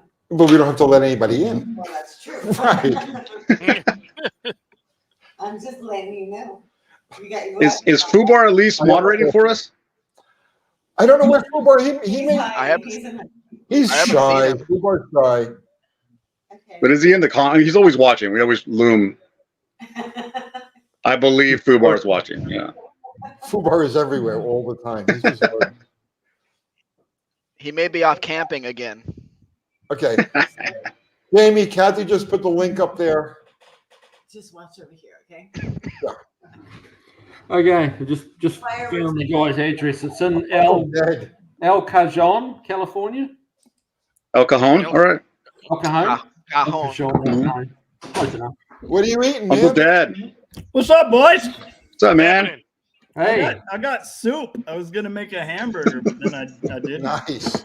Oh yeah, Mrs. Jamie makes excellent Hello, soup. among hello, other things. Jamie. May I call you Jamie? I thought it was Jaime. Remind me. Mexican spec. Why are you just green? That could be if you're here. What's going on? Why are you just a green block? That's just how I am. Oh, okay. All right. Hey guys. What's up, There's no dude? camera. I don't have a Yeah, man. camera. Ah, Roger. Nice. What's up? What's up, Uncle Dad? What's up? The @0. And then there's Kiwi, and then there's Dr. Art. The gang is all here, Yeah. except Ari pieced out. We're missing Fubar. I was hoping he would show up tonight. Ah, you have to mark him absent. So what's going on? What did I miss? So are you still alive now, or are you done with your life? We need 3 Oh, more I'm to be done. the Brady Bunch grid. Yeah. I like look up and everything. Yeah. But is your sister Caitlin? Hey, Caitlin.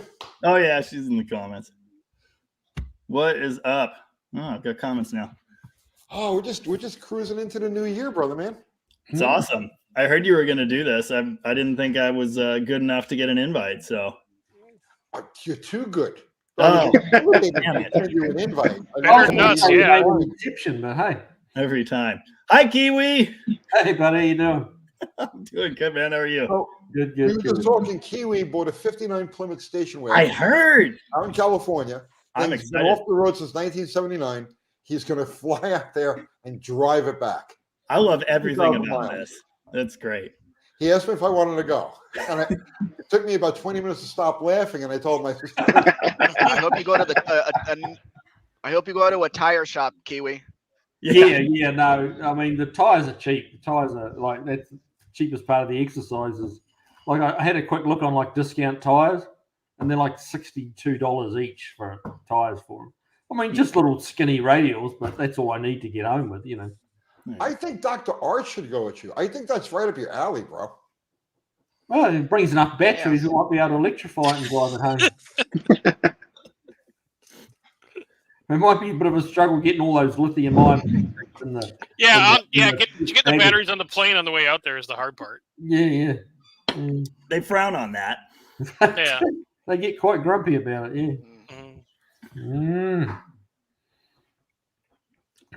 No, I have a tendency to stay out of California lately. So Dude, I highly recommend that. I almost got arrested there once. True story.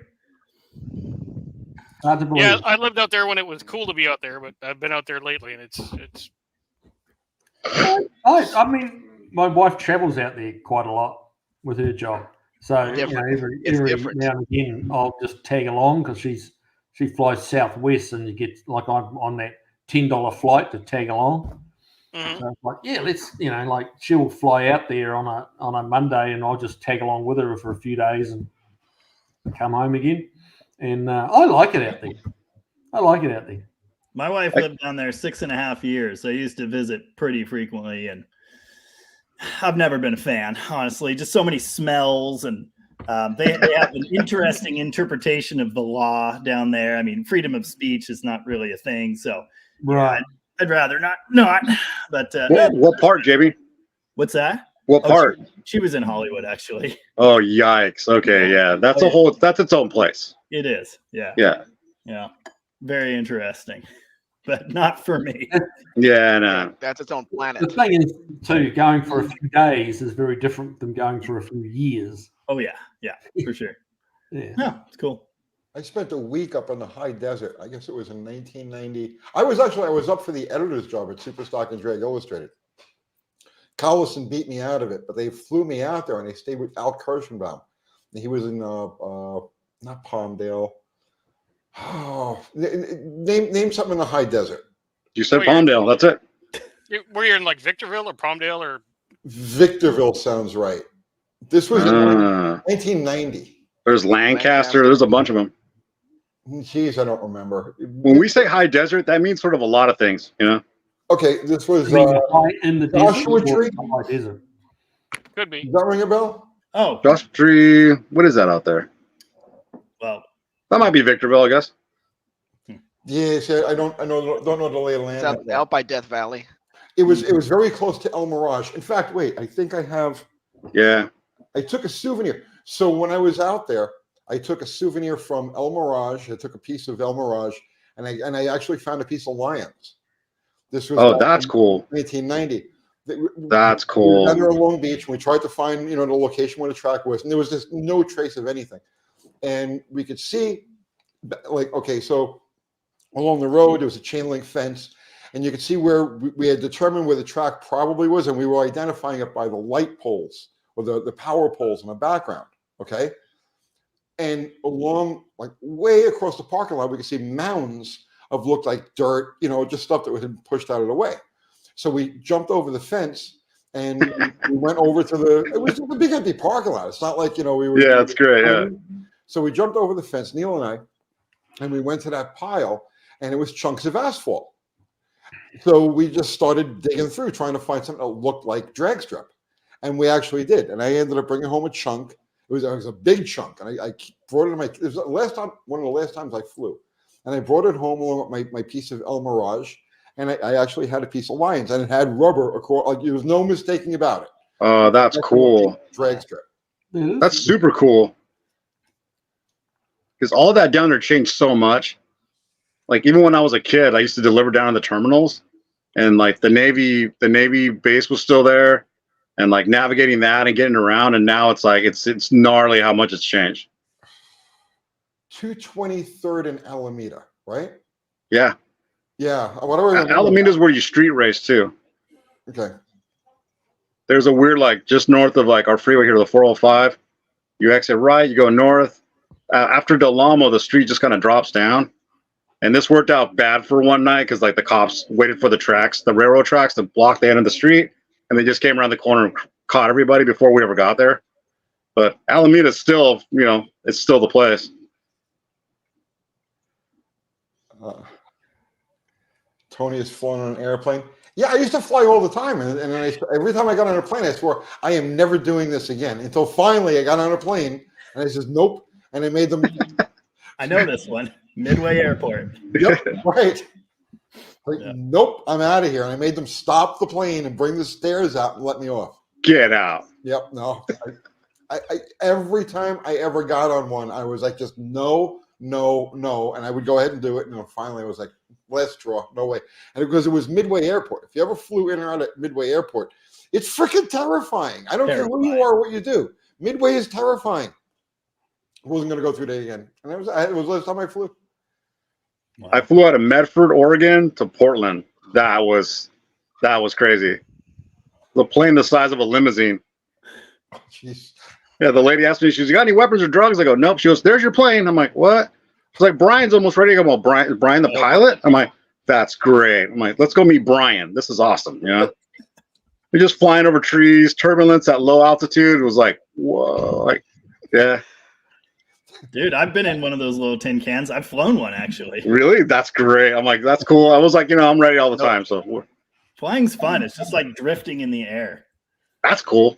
I was wanting to fly. Death is a constant possibility. So there's that. Yeah. I don't mind. I mean, I don't really have a fear of death. It's the method of death. It takes too long. You know what I mean? You know what I'm saying? See, my theory on like modern cars is that they're just too safe. I went down the car crash cam footage rabbit hole on YouTube, and my God, man, like that dude survived that crash. Just pulls up in front of an 18-wheeler, gets, absolutely T-boned, chucked across the intersection. He survives it. I'm like, you probably shouldn't be with the rest of us. You know what I mean? Like, you know, if you're this careless, I don't want you driving next to me still. You know, like that sucks.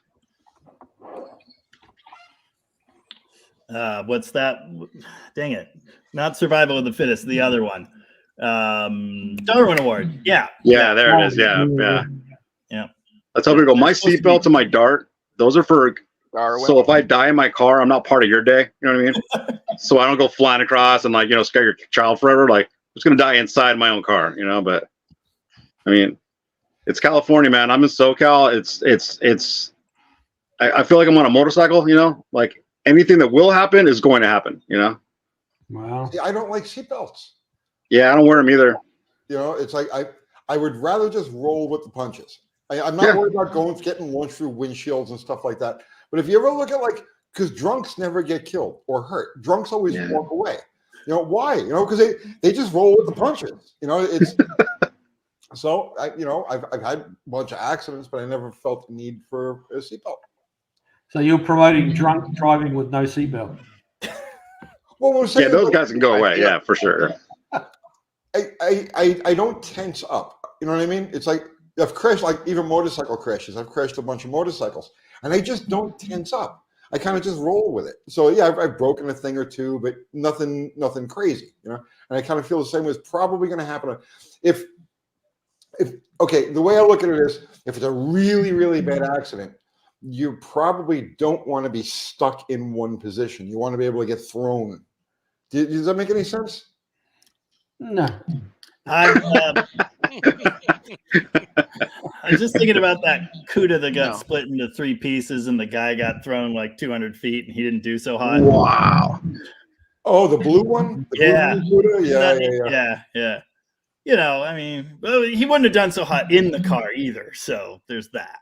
Oh, it becomes a point of like no return. Like the crash is bad enough, it doesn't matter what. The wrap you in bubble wrap like 26 layers, you're still dying. Yep. The seatbelt is good to keep you from going through the windshield. Well, yeah. I feel so out of place here. I've never chased speed.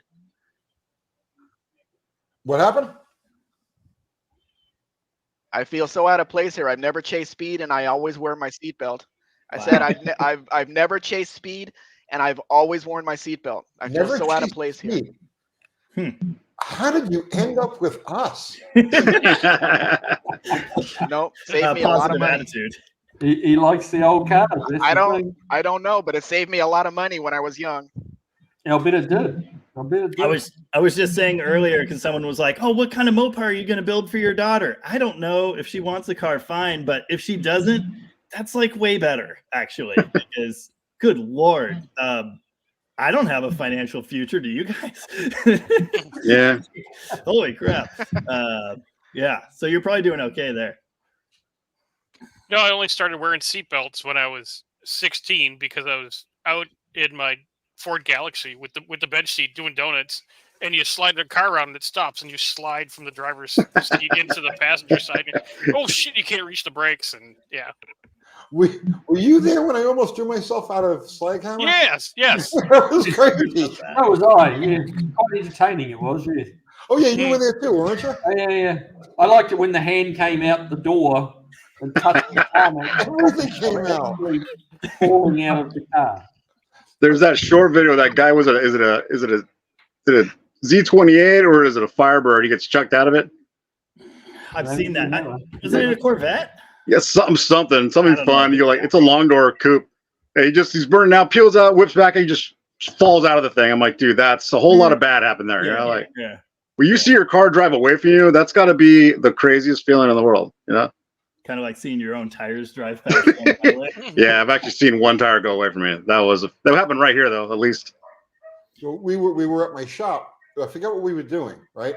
What was that? You were getting your ass kicked by that blue thing. That's what was happening. That's right. I got my ass kicked by the blue thing. The damn blue thing, yeah. So we were cleaning up, and I was going to put Slaghammer away. So I started up, and I was like, I could make a regular U-turn, or I could spin it around. So I said, I'll just spin it around. So I cut the wheel, and I romped it, and the car started going, and then it hooked, and it kind of hopped. And when it hopped, I didn't have it's got the door bar, so I didn't have the pin in the door bar. the door, nothing holds the door open. You just push on the door and it flops open. So it threw me out of the car. So my whole torso was out of the car, holding to the steering wheel like this. And I'm looking at this guy like half out of the car as it's heading towards my blue thing, which is my pride and joy. Going, damn. Your blue thing looked expensive, so that's not good. Yeah. I do like those Audis, though. I do. It's Don't ask me to work on one. No, I wouldn't work on one either. That's what the Audi dealership's for. Just don't buy one, Vero.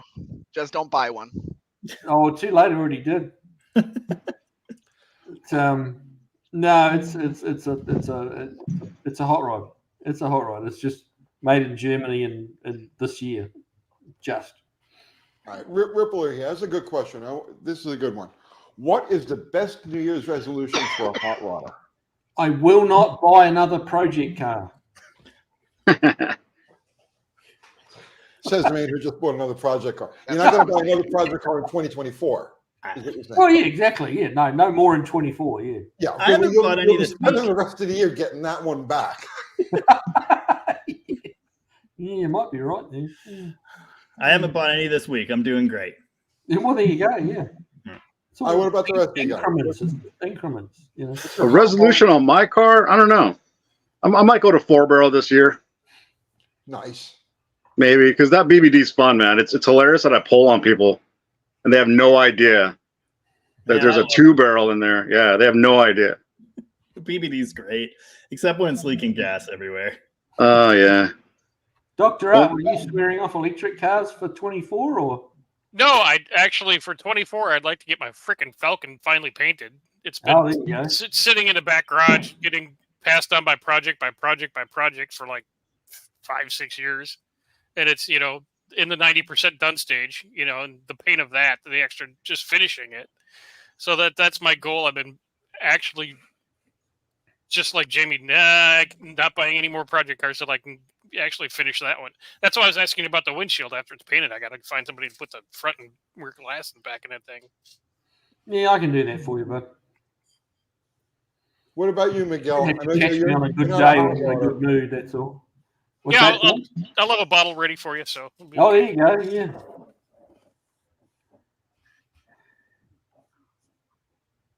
So what were you saying, Tony? I was asking Miguel. I need to get my Savoy back on the road. Oh, that car's awesome. What year? Tell us about that. I need to get my 63 Savoy back on the road. Oh, 63. The guy that hit it never paid me, so I have to figure out a way to squeeze the money out of him. So what does it need? It's not going to be pretty. It doesn't have to be. What does it need? I was making a left turn, and a guy came around me on the left side and smashed my right front fender and bumper and everything in the front. Yeah. So I need a bumper. I have the fender. It's a long shot. I don't know where I'm going to find a bumper for it. This is like a long shot, okay? Because I haven't seen this guy in probably 30 years. But Steve Kirschenbaum out of New York, right? Like he has probably those 63s. He was a freak for those 63s. And he probably had, I want to say, like half a dozen of those cars in pieces. If you can get a hold of him, you might be able to score everything you need. Saying he needs to get his Tesla back on the road. What the hell? But I gotta get the guy to pay me.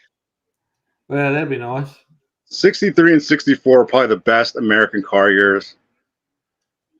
I think they're all so nice. I think 67 is one of the best years. I like the 69s because I'm partial to that Mustang and a couple others and Cadillacs and stuff like that. So.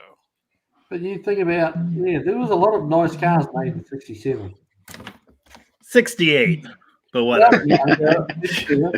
Trust me, I like my 68. My but vote for the bit. Yeah. 67 Charge is pretty cool too, though. I had a 66. I loved it. Great car. But I got the 68. Don't need both. Yeah, there are a lot of good years in the 60s. 63 is kind of a funky one in Mopar world. My vote.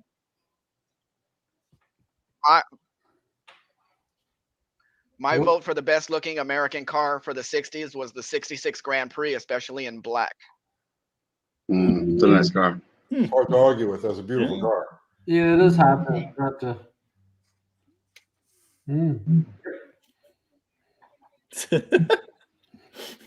68 Beetle, best car ever. It was quite possibly the best car ever, but was it the best looking car?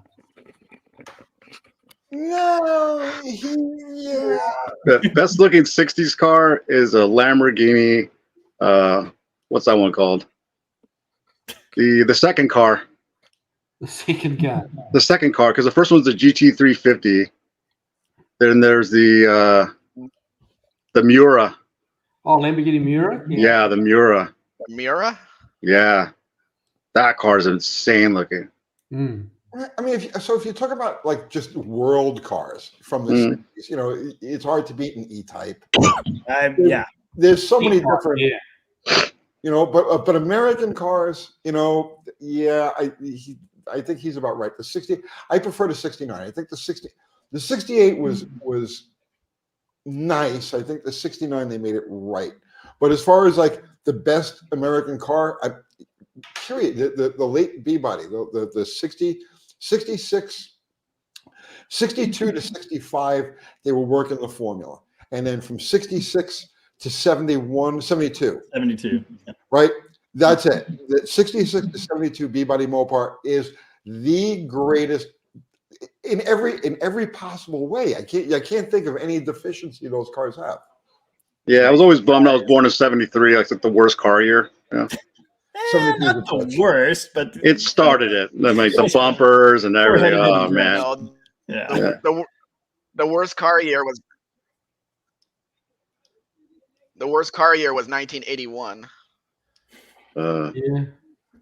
It was There's a new term I heard, malaise. That's that era they want to call it now, malaise era. Well, yeah, it even sounds boring, you know, like it's the whole point. Yeah. Yeah. I don't even want to know its origin. Like malaise, I'm on now. That's cool. You got me. Yeah. That really started, I think, about 74. Yeah. 74, I think you can, because all of the cars up, like, so your 72, 73, 74s were all designed, like a 74 was penned out in 70, 71. So you still had that mentality and it was still kind of there. And then you get to like 73 or around 75. And now you're talking about cars that were designed, penned out in 71 and 72 when we had societal just decline. And it shows in the cars. I think the minute they started putting brome on cars, it was Broham. The Brogum. The Broham. Rome. It was all over. The Broham. I don't know. I got a 79 Chrysler 300. Yeah. I've got a 79 Chrysler B-body, which I never thought I'd like, but it's a pretty good car. They ride really nice. They ride really good. They really do. But they don't have that.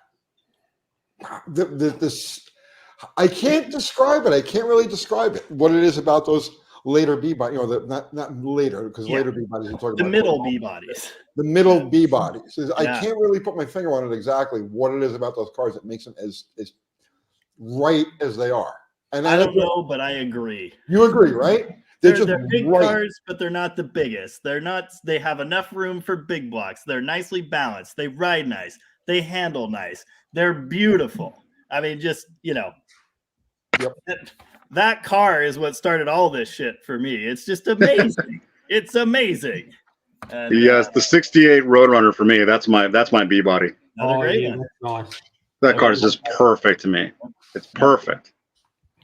The balance between like front wheel overhang to the rear, the long overhang on the rear, like it's just beautiful. Oh yeah. That's me when I was 17. Yep. That's rad. 69 Wow. Charger. I had a 63 Dodge 330 sedan when I was 17. What's a 330? Yeah, Dodge 330. Yeah. What's it look like? What's it look like for here? That was an American car. Oh, is it really? Oh, yeah. Yeah, we had they brought a few of them right-hand drive. They built them in right-hand drive, and they were exported to a few different countries, including New Zealand. But yeah, it's the same as the 63 Dodge 330 here. You don't see many sedans anymore. They've long since been like rusted away. 330 was the model, Ari. 330 was the model Yeah. at 0. Yeah, not the engine size. No, Yeah, no, I got that part. Yeah, yeah, that's neat. It had a 318 poly in it. Yeah, Lower line B body. I mean, the three. yeah. I can't remember what the other ones were. The Polera was the fancy one. 330 must be the bottom line, and I think there's something else in the middle. Then, and in all honesty, that's what it was doing in New Zealand. Like they didn't bring in the high spec ones. They brought in 4-door sedans, and that was as luxury as you got. There was no 2-door hardtops imported or 4-door hardtops or anything like that. But yeah, it was deemed to be gigantic by New Zealand standards. But it was really, I guess it was what would that have been? A big body or a no? Those are the B body. So that's the downsized, the small. That's what developed into the B body. The mid-sized cars we're talking about. Right. Yeah, big by standards in other countries, but small by American standards at that time. But back when I had that was a hot rod in New Zealand. That was badass. You said it was a dollar, right?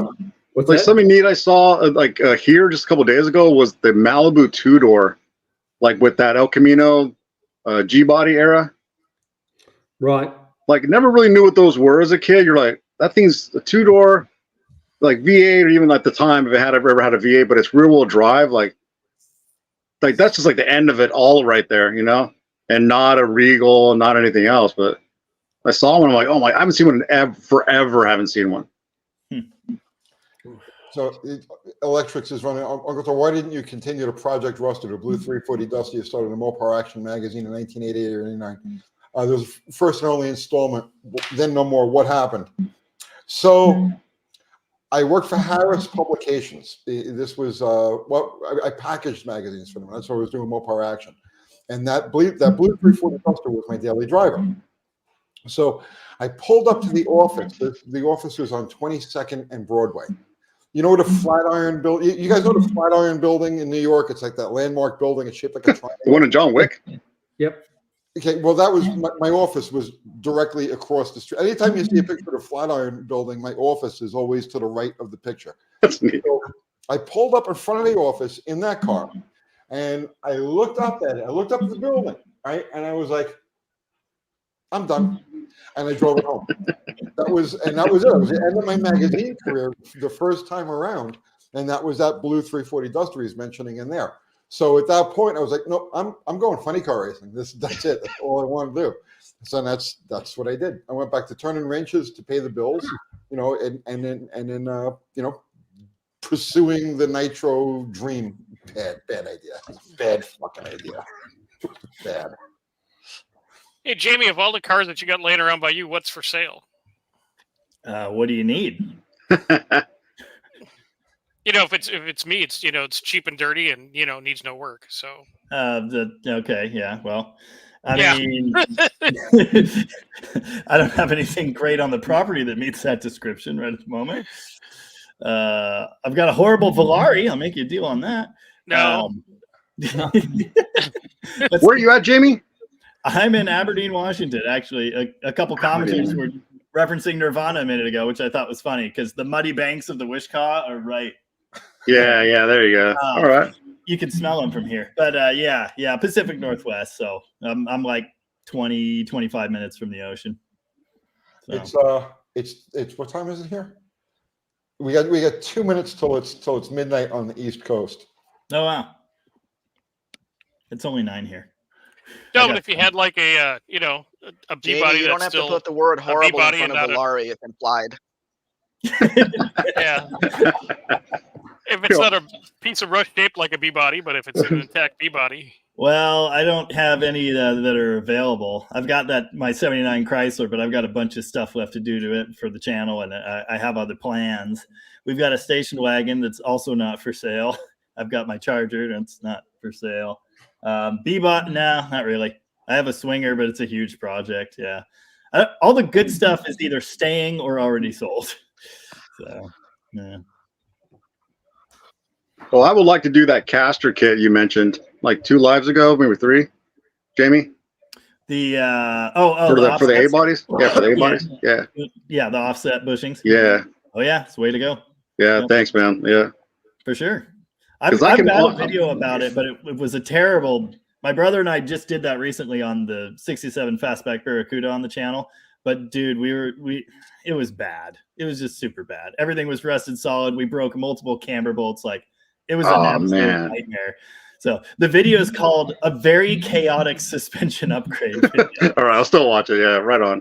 It's pretty good, but we did, yeah. But anyway, yeah, those offset bushings, it can make a big difference in your alignment. Offsets and a sway bar, and you've got a much better front end. Because I will drive to the end of where, like, you know, I'll push my car, man. I push it. Like I know what it will do. I know what it won't do. You know. Yeah. And it surprised a lot of people. You know. Oh yeah. Oh, even a stock A body surprises a lot of people. Oh, it's a horrible, classic car. It must drive like a wet noodle. No, it won't. No. Cars aren't like that, really. No, it'll lean, but it doesn't. There's never any snap oversteer. I don't get that.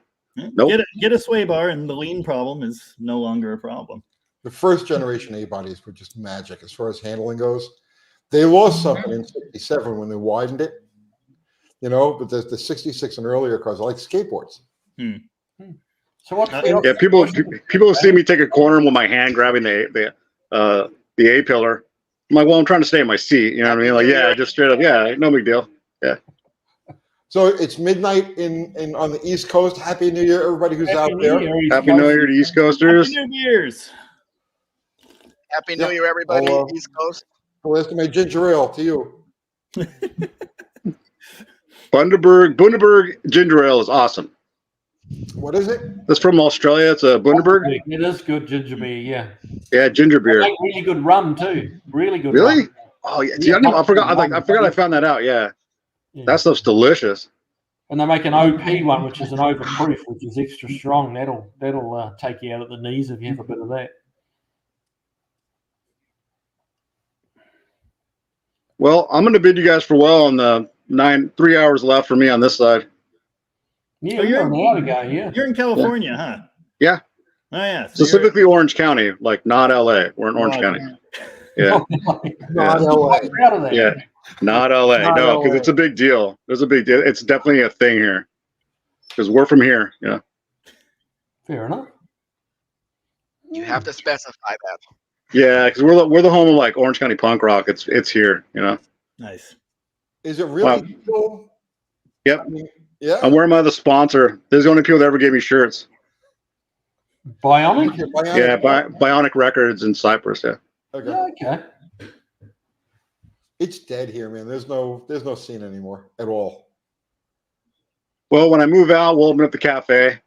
Maybe call it Gypsy Kablamo. We have no idea. That could happen. Seriously, come out. Do it. Oh, I want to, boss. Trust me. What are you waiting for? So what's stopping you? Just money. It's just money to get out, Oh, okay. How much money do you need to get out? I'll discuss that when I talk to you. But yeah, I need a few bucks here. It's hard to make money here. It just is. Dude, there's jobs everywhere here. Yeah, that's cool to know. The economy is banging.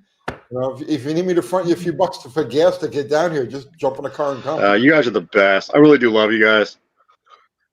I give all my meats, my gifts to my friends because she'll cook for me. So like every week or every couple of days, she's like, "What do you want to make?" I go, "I don't know, surprise me." So it's great. There you go. So I get these like bitchin' dinners from like the gifts you guys gave me. It's awesome. But you would seriously like it here with just the cost of things, the cost of living compared to California. You'd be I make $20 an hour, and that's literally worthless here. And it shouldn't be. You're good for $20 an hour here. Yeah. You're good. Especially That if is you go so to crazy. So Dr. Art and I are both in Murfreesboro, which is like a typical kind of suburb, typical city suburb to Nashville, right? So it's a little on the expensive side comparatively, but you can go out to like Woodbury, Manchester, anywhere like Manchester, that. anywhere like that, and forget about it. $20 an hour, you live like a god. Yeah, man. It's awesome. It's here. It's just, man, that's just nothing. It really is nothing. You know. Pretty close up here too. Yeah. I mean, I don't want to give up because that sucks. You know what I mean? But it's sort of me going, all right, you know, all right. Yeah, well, I mean, I don't know a lot about bro. California or LA really, but I know $20 an hour is not enough to live there. Yeah, I mean, I don't even need that over there because I wouldn't, right? But I just need to like live because here it's just like, you know, just what it is. Right. Like how this one day was. I worked on a roommate's car, so a 56-year-old car has to go pick up the parts to make a 10-year-old car run like a 56-year-old car. You know, there you go. Like that's why I own a 68 Dart. You know, because it just runs. It's a daily. I drive it all day, every single day. It runs. You know, and it runs better than old stuff, the new stuff. There you go. That's right. Yeah, that's the one. Oh hell yeah! All right. Thanks a lot, everybody. Say good night to everybody. Thank you guys. Good night, brother, man. Thanks. Awesome. Thank you guys. I'll talk to you guys later. See ya. Bye. Bye. Adios, Hero. Yep. He's having a hard time clicking out. There you go. Okay. Whoops. Oh shit. Sorry, Jamie. I just. Jamie left too. I got the bump. Yeah. Uncle Dead. You're just Uncle Dead, not Uncle Dead Dodge. You're Uncle Dead. No, they said it's Uncle Dead, so Yeah, that's not very that's flattering, is it? Really? Oh, it's good. That's a good one. I think it's fine. Hang on. I shouldn't say much because I'm KIW. You're Q. What's a Q? I didn't put that in there. Maybe I'd had one too many bourbons. You put in your own name. You must have hit a blue button. Can I edit that? I don't know. Let me see. Can I change that? I don't think you can change it. Yeah, you can change it. Oh yeah, you can. Yeah. Oh. Yeah.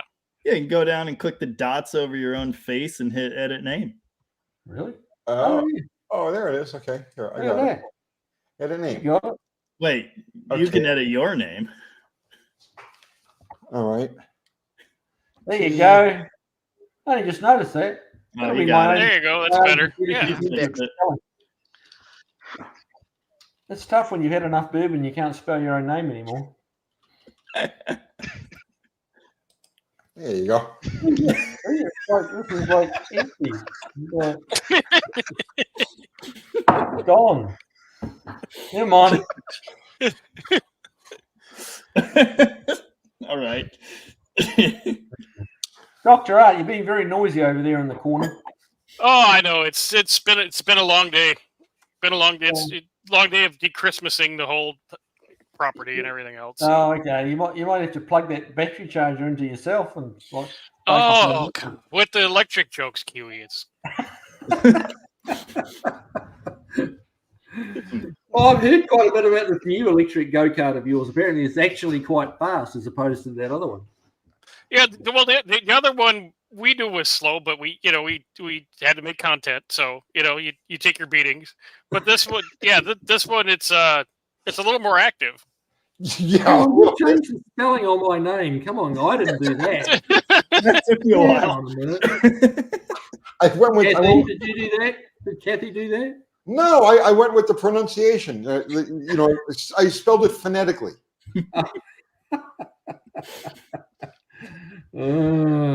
Uh-huh. But no, I have actually heard good things about your electric go-kart, Dr. Art. Apparently, it's pretty fast. Yeah, it's finally turned out. It's about maxed out where it could be without just getting 3 16-volt batteries on it instead of 3 12 volts. That would make it more exciting, but I'm not going to spend $1,200 to make it go a little faster. No, not on the go-kart, no. No. Not when I got $400 in the whole thing. It's a giveaway card wow. at this point. And that's $300 you could spend on paint on your Falcon. Oh, that's right. No, it's that would paint 4 Falcons. I'm just gonna, you see my stuff. We're not talking about house paint. We're talking about proper paint. No, I don't do house paint, but like my Ranger, that's just Rust-Oleum. Right. It, Yeah, well, it's sanding it down and then clear it, and buff it. And it's good enough for what it's for and who it's for. Exactly. Paint is just It's all just smoke and mirrors for your eyes anyway. So make it look halfway good, and it's good. Oh, you're hurting Kiwi's feelings now. Well, he does it professionally for people that give him money. I just do it to make it all one color. What's paint? What is that? Yeah. Well, that's on this Plymouth wagon I'm getting. Paint is the lowest on the list, so it can just live. Right. And the only with reason 20-year-old sunbaked paint, it is quite. Oh, it's got great patina, just the way it is. Yeah. The only reason I painted the Ranger because it was What before color I is it, painted it, Kiwi? was so ugly I couldn't sell the thing.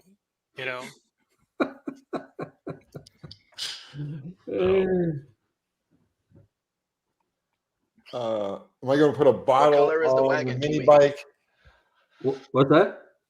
I'm playing around with different What ideas. color- what He's color got me so covered. It's not even like it's really not even it's a joke. You know what I mean? It's like I don't know what I got to do about that. But I got the next one planned, and it's going to be like my little red one, Tony. Yeah, I'm going to get one like that, but it's going to have 2 of those motors on it. 2 of the motors that are on that thing now. Yeah. Where are you going to get those from? No. The red go kart that's up on the stands. Oh, so you're going to put 2 Predators on it. Yeah, two hopped up Predators on it. Yeah. Yeah, that ought to be fun. On the next one, yeah. The Cars and Coffee guys have one that I saw. I didn't watch the whole video, but they've got a 4-engine cart. Yeah, they got one on each wheel. Yeah. One on each wheel, yeah. Oh, really? Yeah. Wow. That'd be a handful. Speaking of torque steer. Mm-hmm. Terrifying. Chris Cadman always wanted to stucco a car. I don't like that idea. Stucco it or golf ball it or something like that. Yeah. Oh, that's funny. Yeah, Hayabusa engine cart. Yeah. Ooh. See, but then again, you're spending too much money. People remember that I'm cheap. You got a $150 Predator motor, 2 of them, and $100 frame, and some used parts, and you're good to go. Yeah, but if you go to like Copart, what could like a crashed Hayabusa cost? No idea. Yeah, they probably get stepped up a little. Yeah, mine. Those are your dogs. Yeah. Anytime anyone arrives, Uh, security system works great. there you go. Someone arriving for New Year's, are they? Probably my brother. Nah. Well, we've gone over our 2 hours a bit there, Tony. I'm going to hang out till midnight. Are you? Yeah. Okay, I wasn't sure whether we were doing a 2-hour one like our regular ones. But I mean, you can come and go as you want. okay. Well, I'm going to go and get a refill, and I shall return if I can find my way back to the office. So hold that space. We got to stay on here just long enough to see him to where he's just like blotto. Blotto. All right. Forget of the puke. Is this being recorded? Yeah, Yeah. of course, Yeah. on YouTube. Mm-hmm. If he pukes, it's there for life To be used later. in a court of law. Now, Tony, at the outpost, they have flamethrowers. Where? At the outpost armory? They have flamethrowers there? Yes. What do they go for? They weren't that bad. Really? I mean, like, is it like a real government style? Like, Yes. you're kidding me? No, because when we had everybody in town, I took everybody shooting there, and they have 50 cal. Oh, yeah, flamethrowers. Yeah. So yeah, look it up tomorrow. The outpost, they have flamethrowers for sale. We may have to go pick one up. I got to look this up right now because I need to know. You guys keep talking. Well, and that may be a good way to send off the old shop. Oh no, I won't get my security deposit back. At minimum. Yeah, I don't want to. But I mean, I get along great with the landlord. I don't want to change that. well, maybe we'll get an old pile of mattresses from your buddy that in the building next door and burn them in the field or something. Outpost Armory. Okay. I think I need a flamethrower. Hang Oh, on, it's good. I'm on here I now. have a small one, like the Where's propane, the like the photo? ice ones. I use that for weeds. Yeah. And I'm out there burning the driveway and stuff like that. Neighbors are like, your driveway's on fire. I'm like, yeah, you're next. Get out of here. Yeah, that's what I need. Okay, hang on. You can warm yourself up in the winter, Jamie. That would be really helpful right about now. And the heater's off. No, it's not much better here, Jamie, this week. It's Yeah. I mean, Search. it was like in the highs in It's the got- 40s all week here. It's crazy. Well, working outside and it's fine. It's No, gotten this down- room it's is got- not insulated or heated. So it's, yeah. What's that? It's gotten down to about 60 where I am, so yeah, it's cold. Yeah, it's rough. Yeah. It's rough. It says no items found. They got him there. Hang on. And he's back. Kiwi made it. Maybe they call it something different. Yeah. What's a different name for flamethrower? Elon Musk Jesus made flamethrowers. Did you know that? Because nothing in the world says "fuck you" more than a flamethrower. Mhm. Nothing. Can you conceal carry a flamethrower? I'm just wondering. I No, don't no, think you have to. you wouldn't have to. No, but yeah, all right, yeah.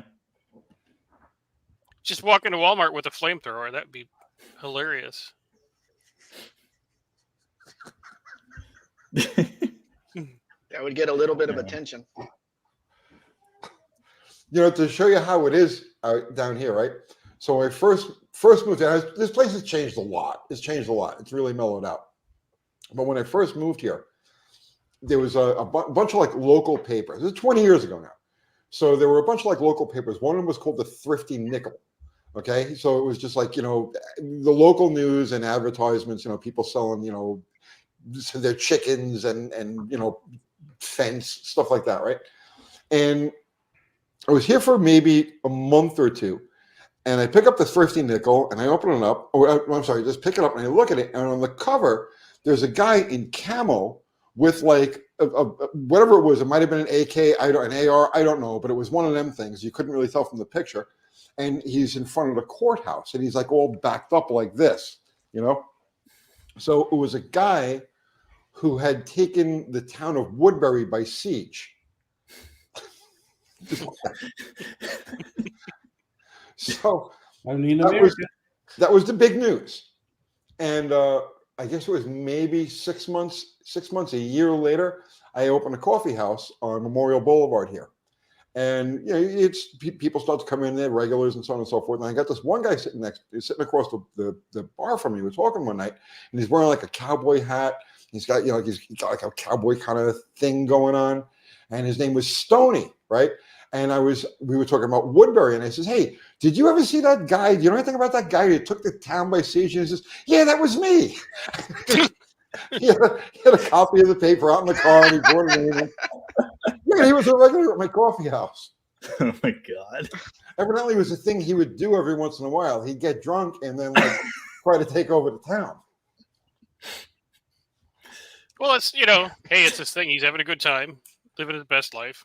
A Yeah, lot well, of they told him things to go seem for a much couple better of when weeks. you're They let him drunk. out, and that was the end of that. Wow. He was telling me a story too about it was a house. Oh no, my friend Ralph the cop, who was an actual cop here at the time.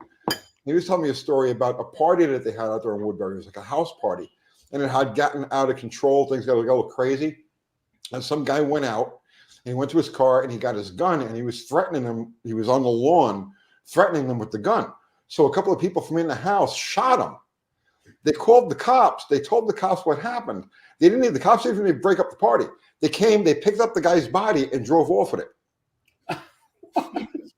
That was this is the way things were when I first moved here. It was the Wild Good West. service. I loved it. And it's gotten so mellow since then. Ever since Kiwi got here, really. It's like yeah. 2012. Yep.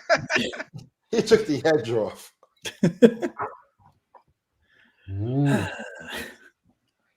All right. Okay. Kildozer. Yeah, we haven't had any Kildozer people lately. It's been a while. It has been, right? Mm. Which is a shame because that was epic. You know, some guy, dude had enough. He's like, all right, everybody's gonna pay. Did you watch the documentary? Yeah, That guy was cuckoo bananas. yeah, but what he did Don't was tell the epic. people because he's a folk hero, and I understand that. But Right. he's fucking nuts. But was he really? Yeah. What was his gripe? I don't know. Yeah. He was nuts. He just had a gripe with the city and over property and neighbors and you know, your standard stuff. It's understandable, but they interviewed tons and tons of other people, like the people he was complaining about, and they were like, dude, we offered him like tons and tons of money for that property and whatever. Anyway, it's just crazy. There's a lot of like normal people sitting down like, yeah, I don't know what he was talking about, like that kind of thing. He was just on a different wavelength, and you know, nobody spoke his language. And Folk he just, hero. That's what I said. He's a folk hero, and I don't deny it. Like But Mikey, you were saying Marvin is a hero. he was a little out there. mm-hmm. Just a little. Well, they say the same thing about the Unabomber guy, Yeah. Ted Kaczynski. Yeah. They're like the guy was like really on target. He was very smart. He was very articulate and everything else. Just a little off where he would, you know, bomb things, right? But other than that, he was like, well, you do it once, you get away with it. You're like, oh, that was pretty fun. Let's do another one. That was awesome. Yeah. Hey, Barry Cooter, I see you're in the house here. I didn't see you, bud. I don't know how long you've been in here, but how's it going over in New Zealand? the question is, Yes? would the world be a better place if every neighborhood had a killdozer guy? Oh, we'll keep people in line, wouldn't it? It would keep the government in line. Yes. Mm-hmm. Something to consider for the new year. New Year's resolution. Resolution. Build a killdozer. What a great, that'll be a great YouTube project.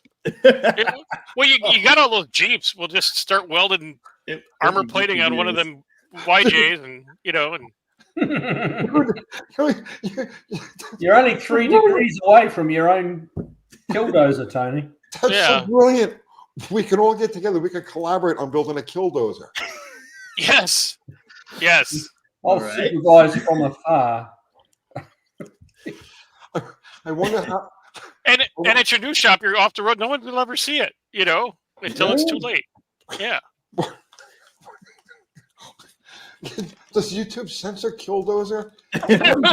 Find Nobody search. We're about to Well, you'll find out in the morning when they say, yeah, you made $0. Yeah, they don't yet. Killdozer build. Yeah. $442. Hemi killdozer. There you go. That's a good idea. You could make a propane powered killdozer. That, Oh, geez. I don't know. Someone else said EV killdozer. So Hey, Dougster. No, you don't want to burn yourself up. Maybe that's for dozing the EVs. I don't know. Yeah. Oh, the Dougster is here. Yeah. I was tempted, Dr. Art, but I stayed away from that one. I gotta see if YouTube. Hang on. You gotta see if you can search. This has got all kinds of wheels going right now. Slant 6, the killdozer. Enough with the killdozer talk. We're losing money. Yeah. Losing our minds. YouTube. Yeah. Okay, let me search here. Killdozer. Oh, because it's just hilarious when people just completely lose it. And Oh, go there's nuts. tons. Oh yeah, the Killdozer Rampage of 2004. Oh, it's all over. Killdozer. Yeah, it's all over YouTube. So it must be okay to talk about. Killdozer. There's a band called Killdozer. Oh, This is awesome. Mhm. Oh, guys, we got a powwow about this. Okay. Enough. What do you think about it? You can go and sit in your chair and rock and tell your philosophy on building this killdozer. I think that we would need to incorporate a rocking chair into the Killdozer. On the back, like Granny from the Beverly You don't want Hillbillies. to be outside because it'll be shooting at you. You want to be inside, with a nice, comfy rocking chair with the cushions and The steering controls and the fire control. Yeah. Yeah, because he just ran stuff over, but you actually would have to put Well, he didn't things to hurt project. anybody. My brother's YouTube channel gets demonetized what he calls his D9 Killdozer. Oh, Franco's back in here. Hmm. I got rid of the carry van, man. It's gone. Oh, you did? Yeah. Part of the cleaning house. I've been Yeah. getting rid of stuff like crazy. That box truck of yours? Yeah. I over the last year, I've gotten rid of like I guess 3 or 4 cars, a bunch of motorcycles, and just odds and ends. Yeah. I'm trying to clear out. Like I'm not Jamie's age anymore, and it's like I'm just done. You know what I mean? I want to keep a few cars, the projects that I really enjoy and stuff like that, and get rid of everything else. Time to simplify. For my own mental health, I keep trying to do that, and then next time I look out there, there's 4 more. And it's I know. what happened? They're like bunnies. It's easy to get in that They rut. multiply. You're like, They multiply Yeah. by yeah, themselves. because when you don't need them, they're all the dealers, all the killer deals are out there. You're like, I don't need any Exactly. more cars. Oh, this one's $300. Oh, Yeah. okay, Yeah. gotta go Well, get that I one. have to get that. Yeah. Yeah. No, that's it. I did a state of the fleet video the other day because I screwed up my wrist and I couldn't do anything useful. And in the comments, at least 5 people were like, well, you should just sell all those extra cars and then focus on the good ones. And I'm like, dude, I know exactly what I should do. Doesn't mean I will do. Should. Yeah. That's a very different thing to what you want to do. Well, no, Right. I'd love to do that. It just doesn't happen. No. Right. Fun is But not those based people on have good never had a decisions. lot of cars. Yeah. Well, some of them had. So one of them at least was like, 30 years ago, my yard looked just like yours, and take it from me, bud. Yeah, I get it. I get it. In 30 years, I'll get rid of When it. Thank you. Have a nice day. Yeah. When you have to go through that cycle, you have to. When have I lived in them. Las Vegas, Yeah. when I lived in Las Vegas, I had over 100 cars. That was hard to store those. Not a lot of room. 100. Man. Where did you live in Vegas? Yeah, Where? What part of town? I lived in Henderson. No, I lived my in second house Henderson. out there was in Henderson. It was off Wagon Wheel. Hmm. Curtis, no, I'm not selling the tow truck. I'm keeping the tow truck. But when you go to lien sales at tow yards and they sell the cars for $5, how could you not buy them? Well, those are my buddies at Action Towing out there. That's where I got a lot of my stuff from. It's $5 almost- for a car? Seriously? Yeah, and they're just Yeah. open bid Not and it's anymore. on a dirt lot, and yeah. It's compulsive. At you the know, time, it really is. 30 years ago. What were they, like Chrysler Neons or actually something cool? No, all kinds of cool stuff because everything out there doesn't rot. So they would. Action Towing is a big firm out there, and I would find these basically abandoned cars like Galaxies and fill in the blank, whatever it was. Wow. I called them; they come pick it up because they did all the towing for my dealership. So they were buddies of mine. So they would just go pick it up, and 6 weeks later they would drop it off at the house with a title, and I give them $200, and it's all done, and I got a car. Jeez, thank you for the super chat, Bill. Says I already have the makings of a flamethrower with the Belvedere and a propane fuel and an extra tank. Kildozer Mad Max, nothing compares to a real mechanic that life backs into a corner. but I'm really not backed into a corner. Like I can build a killdozer, but I don't really feel the killdozer. Does that make any sense? That's why yours will have a rocking chair. Now, 20 or 30 years ago, I'd say, yeah, let's do this thing, right? This place is not the most popular town in Dr. Art, America. and My for that company, reason, freedom. Sorry, go ahead. Yeah, Dr. Art, my company, when I was in Las Vegas, was doing lien sales for the mechanic shops. So I knew a lot of them there. Nice. My weakness is It was marketplace. very interesting, that business. I'll bet.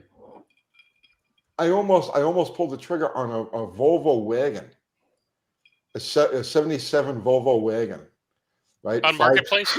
On the marketplace. Oh, brick. It was a 77. stick. I had one of those. When I didn't have a wagon, I just had a 240, a 70, it was 76 or 77 240. And that was a tank. Kathy drove that for about a year. I missed it, and one popped up, a wagon on Marketplace for $700, and I was like, "Oh, I just have to have that." Luckily, the guy sold it. Otherwise, Luckily. I got sent a link the other day, and it's the guy on Instagram, and he's apparently just a bit of YouTube too. But he had a 1960 Audi 1000 coupe, and I'd never heard of it. And like looking at the pictures of it, it's like a cross between a Sunbeam Alpine and a 57 T-Bird. Oh, Like, nice. It's a cool, and like he's this particular guy's like right into putting the if the rockers aren't resting on the ground, it's not low enough. He's one of those dudes, and it actually looks pretty cool. It's like, well, that's just a car I'd never ever seen before. And he did the similar thing to a BMW 700 coupe. Who the hell a BMW 700? And I had a little tiny 700cc 3-cylinder engine, a little coupe from the early 60s or late 50s, somewhere around there. And, unfamiliar. Yeah. I mean, I'd never seen them. And it's like, well, there's a whole nother little culture going on. And like this Audi, or it was actually, to be correct, it's an auto union, which is what Audi was before. Okay. Before Auto Union, well, it became Audi after Auto Union got bought out, and they refer to them as winged cars. Winged cars? Yeah, like winged, like a wing. Oh, wing car. Yeah, like a 59 Plymouth has wings, and a Cadillac, 59 Cadillac. Well, that's the forward look. Yeah. Yeah. But these guys that are into these Euro, like these early 60s Euros, refer to them, these Euro cars, as winged cars. Okay. And this Audi, this Auto Union thing had these little, I swear they grabbed a set of rear fenders off a 57 Thunderbird and put them on this Auto Union. But yeah, go look up 1960 Auto Union 1000. Look ahead. Find a picture of it. Show it to the camera. Okay. I'll do that. Give me a moment. I'm completely unfamiliar with this. I've never heard of them. Yeah, that's crazy. Whoa. They are, huh. Yeah, I definitely see the T-Bird in that. Are you looking at one? Jesus Christ. That one was close. Yeah. Oh, it very much looks T-Bird. Huh. Interesting. Danny Boy saying Volvo is the calling card of sandal-wearing truckers. No, but early, the older Volvos were badass. They were cool cars. What Volvo is it that's like sketched off the 55 Chrysler? Say that again? What Volvo is it? I can't remember the model, but there's a Volvo that's basically sketched off of the 55 Chrysler. It's like the same lines, but tiny. I know what you're talking about. What model is that? P1800? Oh, yeah, they might be. They totally took a T-Bird front end off that thing. Yeah, they did. Oops. Dang it. Yeah, and the back it looks like too. P1800. That's a Volvo, yeah. Yeah. No, I have an appreciation for a lot of cars. I mean, I'm a Mopar guy, obviously, right? But I have an appreciation. There's certain cars, that are just like, yes, there's just something so right about that. And when you look at those early 70s, mid 70s Volvos, there's just something so right about those cars. Yeah, the 1800. Oh, wait, hold on. That's not the one I was thinking of. Huh. The 1800 was like 1970 or so. That's a pretty car. No, I think it's the. I don't know if you can see that.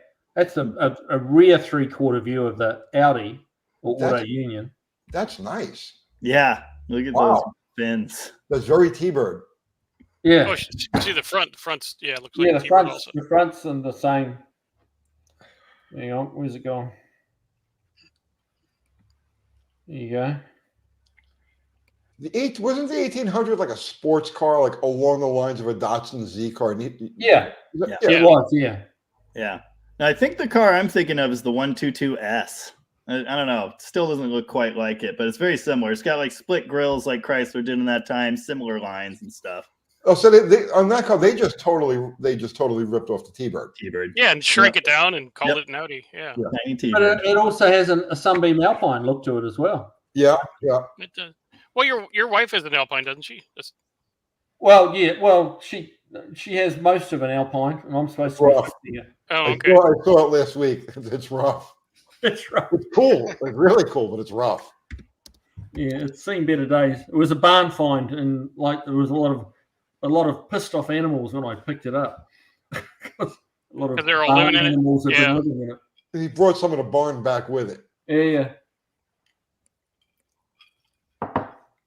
But they're not that common, you know. You can't be too picky. This is not like trying to find a 69 Dart. What car did Get Smart drive? The Alpine, the Sunbeam That was Alpine, an the Alpine, right? Tiger. I'm not sure whether he drove an Alpine or a Tiger, but I think it was a Tiger. probably. Because from what my fuzzy memory sees in that thing, it looks like it was more of like a Tiger. But Shelby developed the original Tiger, and then he got screwed over, and that they took the deal off him. But Carroll Shelby was the first one to put the V8 in the Sunbeam Alpine, and as a project, requested from Sunbeam, and they said, "Well, that's a very nice. You've done wonderfully there, Carroll, and we're going to give it to Jensen to build now. Thanks very much. See you later." Franco saying Smart drove a Tiger. Oh yeah, He says there was the Tiger's beer. Yeah. no difference to look Did you at guys on see the outside except a hood scoop. The Carmen Ghee was a really cool car. But Did you guys see Dennis Collins found the #1 Tiger? Really? Ooh, that'd be Yes, worth some money. #1, first one ever made. He bought it. So was that a Carroll Shelby built one, or was that the Jensen?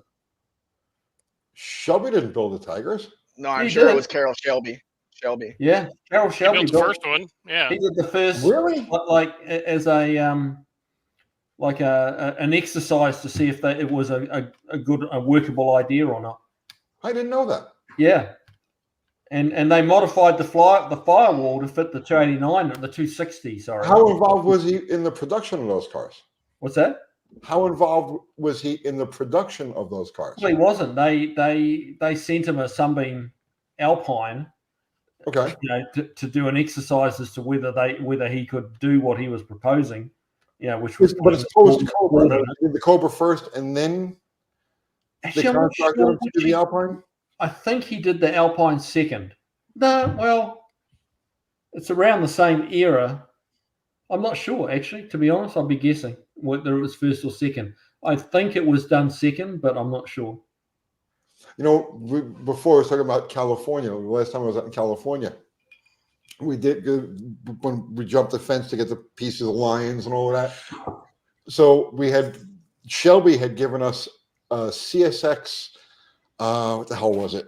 What cars was Chrysler building back? Was Shelby building back then? Shadow. After the Daytonas. What was it? The CSX was a Shadow. A Shadow, right? The Gave CSX us was a one of Shadow. those. Shelby had given us one of those to drive around with. So we did a road test on that for the magazine while we were out there. And when we went to give it back, we wanted to meet Carroll Shelby. So we met him. And he hung out with us for about a half hour, 45 minutes like that.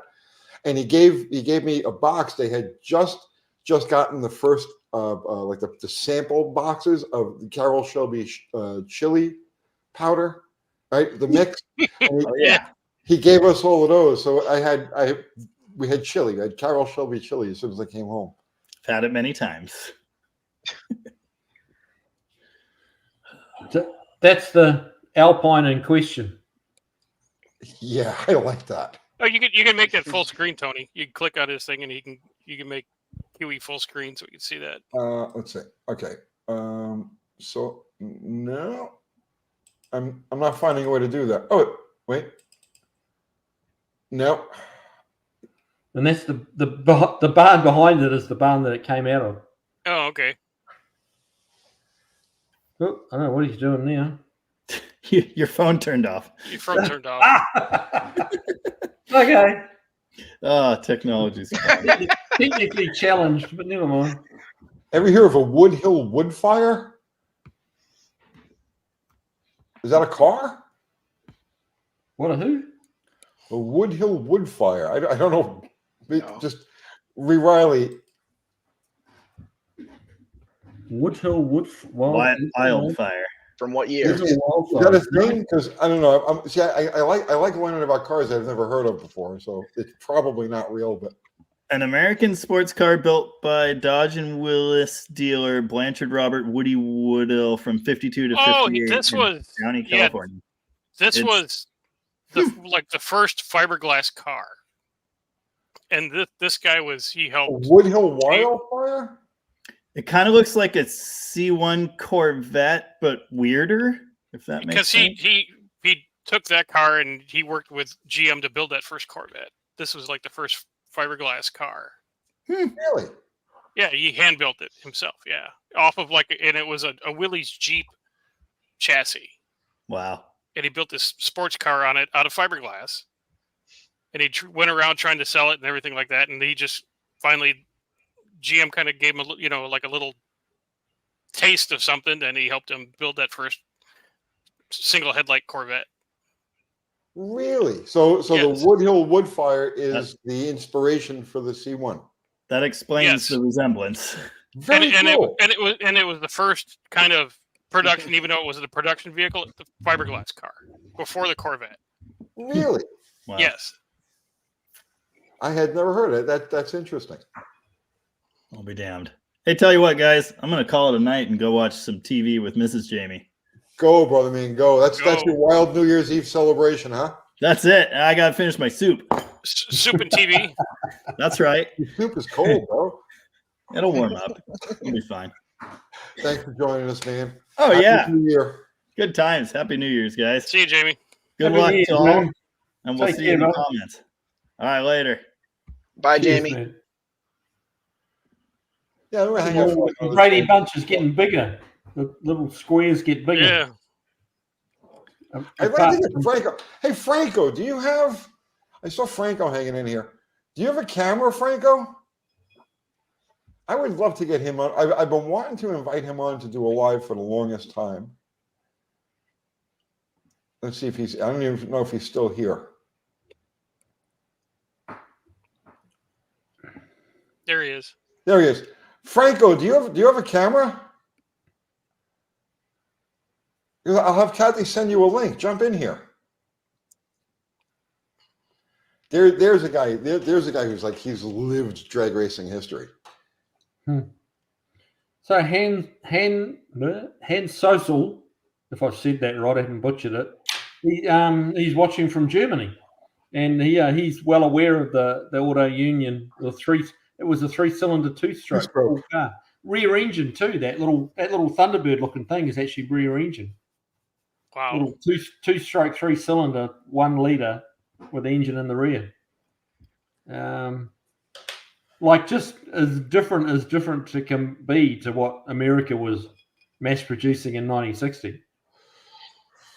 It's interesting that, like, I mean, obviously worlds apart between Germany and America in 1960, but and so were the cars. It's kind of fascinating. Europe go from was a still Y recovering block from- A Y block to a 3-cylinder two-stroke is, pretty Yeah, drastic. Yeah. yeah, Well, I mean, you got to remember back in that period of time, Europe was still recovering from World War II. yeah. So everything was scarce, material was scarce, fuel was the economy was bad. So yeah, all of the cars, everything was undersized, and compared to what we were used to. Because if you look at pre-war European stuff, it was big. There's all of the giant. post-war Yes. European stuff that they started to downsize everything. The big there was some. Yeah, you're right. You'd be Well, surprised Franco, at some of the cars you find here in Mexico. I'm sure. You seen any auto unions around, Nick? I found one about a year ago. It was a little convertible, yellow, but it Oh, sold wow. pretty fast. Yeah, I bet it did. I bet it did. Today I found a Really? 63 Opel station wagon that I've never seen before. Huh. Yeah, that's fascinating. I don't That- think That'd be cool until you try to do anything with it. they imported Opels here Right. until like maybe 66, 67. Yeah, I had an Opel in Yeah, at the the shop. Little second- Opel coupe thing. Well, Kathy put up the link, Franco. If you want to jump in here, Kathy's got the link up. Do you know that Opel had the first production hybrid? I did not know that. 1969. 1969. They didn't build a lot of them, but it was a thing.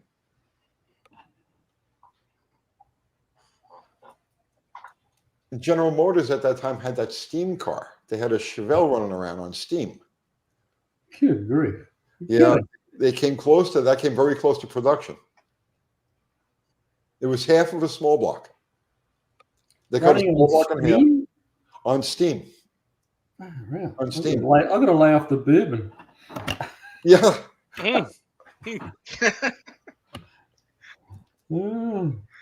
Barracuda wants me to say Studebaker. The way we do it, that's how I say Studebaker. How do you guys say Studebaker? We don't slur it. we just say stupid. It may not be the Kiwi. That's the Kentucky. That's the Kentucky accent coming out. It's been a long night.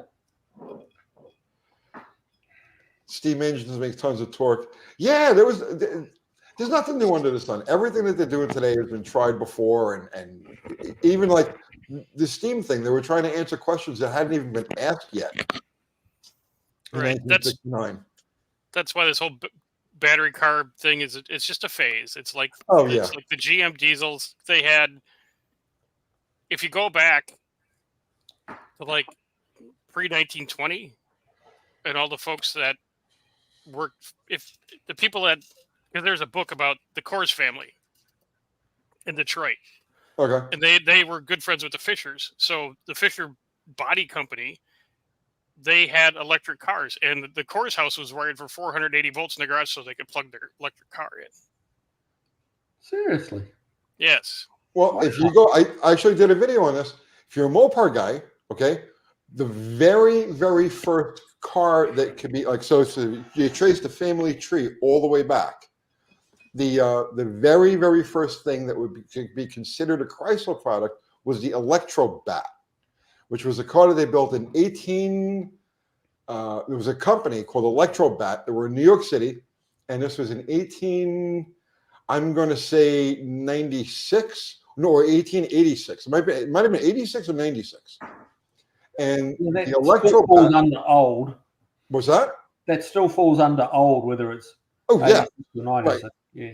Well, whatever the year was, it was in the 1800s, 19th century, and it was a company that built a car called the Electro Bat, and they were using it as a taxi cab in New York. And then that company, they went out of business, and they were the remnants of that were bought by Maxwell, and then Maxwell went out of business and was bought by Chrysler, or DeSoto. No, Chrysler, and then DeSoto came along as an off. But anyway, you could trace the very first Chrysler back to an electric car in New York City. That's wild.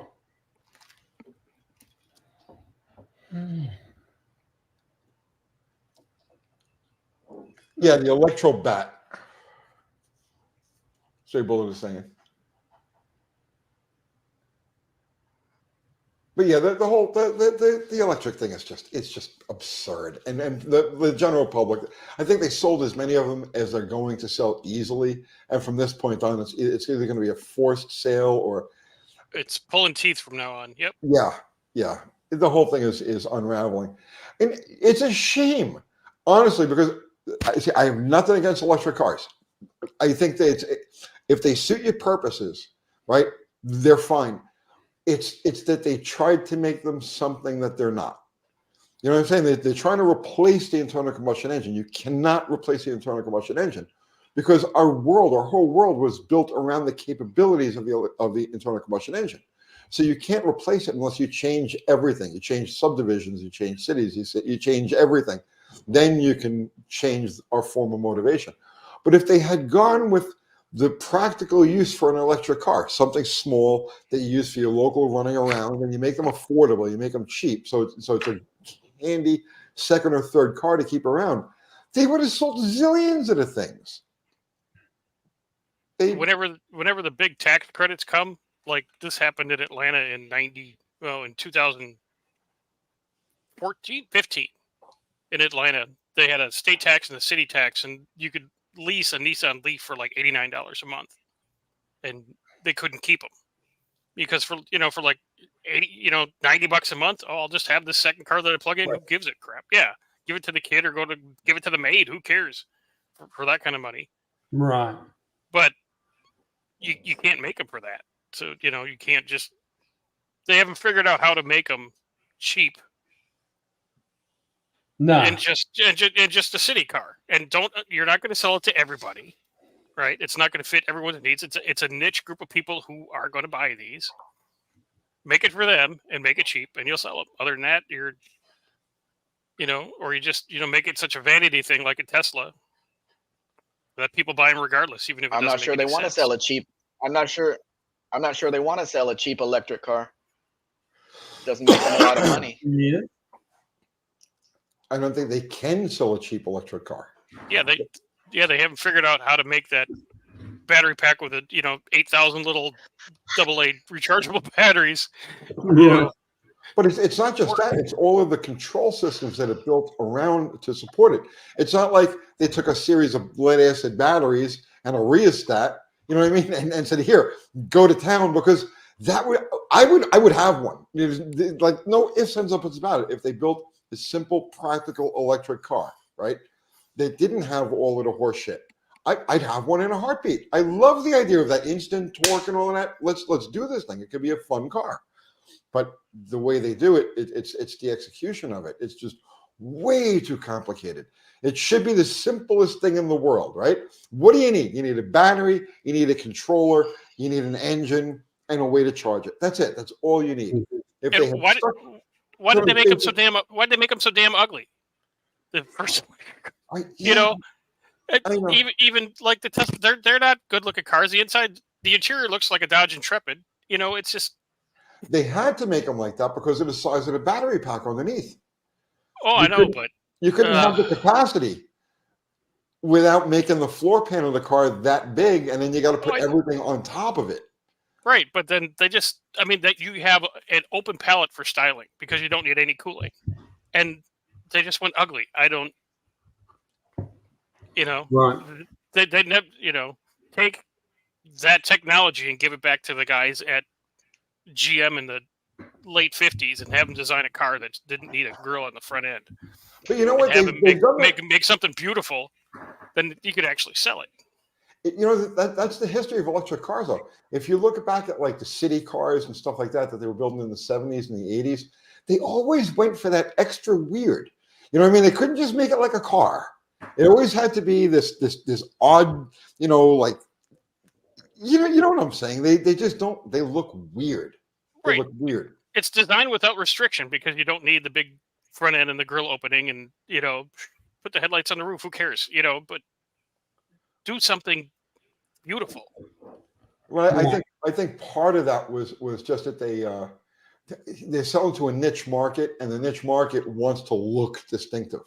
You know what I mean? I don't want to just drive an electric car. I want you to spot from across the parking lot that I'm driving an electric car. I want to be a nerd. Look at my electric car. Yes. Yeah, I have to make a statement with my electric car. Right. I think they went all the wrong way. If they had just built basic cars, simple. You take like a Toyota Corolla or whatever, just a basic, simple car. Battery powered it with basic, simple controls, not this whole screen and yeah. Give like an 84 Datsun 4-door. Put one gauge on their battery, speedometer. Right. Two gauges. Okay, drive and nothing else. None. Not. Triple zone climate control and. Did you guys ever see that Ian Roussel on Full Custom Garage? Yeah. Yeah. He built an old beach buggy. Yeah. With a forklift electric motor and a 2 or 3 12-volt car batteries in it, and it was just to drive around the guy he was building it for. He just wanted it for as a like a golf cart to drive around this big yard that he had. Yeah, just simple, but great. You know, like you just jumped in, you put your foot in, and it moved. You didn't have to worry about it starting each time. You know. Mm-hmm. Yeah, he's supposed to be at the Tennessee Autorama. Tennessee Autorama. Okay, I heard he was going to the Rat Rod. Oh, is it the Rat Rod Rumble? Yeah. I don't know. I have a friend, Erie Eric, who's worked on it, and they built a couple of projects together. I gotta get a hold of Eric. I haven't talked to Eric in months. I'd like to meet him. He's one of the few people I'd really like to meet. He was very inspirational in me getting involved in YouTube. Oh, really? Not that I wanted to copy him or anything like that, but He wasn't into YouTube back when you got started, though, was he? No, he was doing the TV show, Mm. Custom Garage. And I never missed an episode. I thought it was fantastic. Mm. And it was one of the reasons why I wanted to do YouTube. Not that I wanted to copy him or do what he was doing. It was just inspirational. Right. Oh, fair enough. Yeah, I mean, I used to watch him set the alarm to go off and make miss an episode. Yeah. And just because he was so creative and so talking past here, he is so creative and fearless. Zero fucks given. Yeah, exactly. Zero. Just rip it apart. You know what I mean? Yeah. Cut it, slice it, dice it. You know, we can turn a '49 Chevrolet truck into something that looks like a boat. Yep. And he did. And it certainly wasn't everyone's cup of tea. And like the metalwork on it wasn't Chip Foose type level metalwork, but he got the job done. Well, that was the big criticism, because when he first became popular, or when he first started doing the show, now I was curious about him, so I wanted to learn as much as I could. And he started building race car chassis. His original deal was building roll cages and stuff like that. Oh, okay. And then he started the customizing afterwards.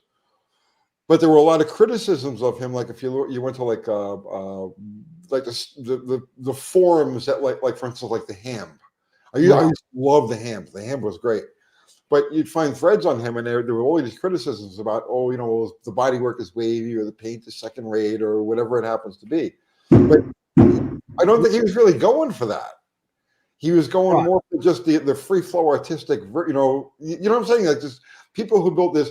You got Chip Foose, he's going to go after the Riddler, and then you have something like Ian Russell, who's just going for the grins. Yeah.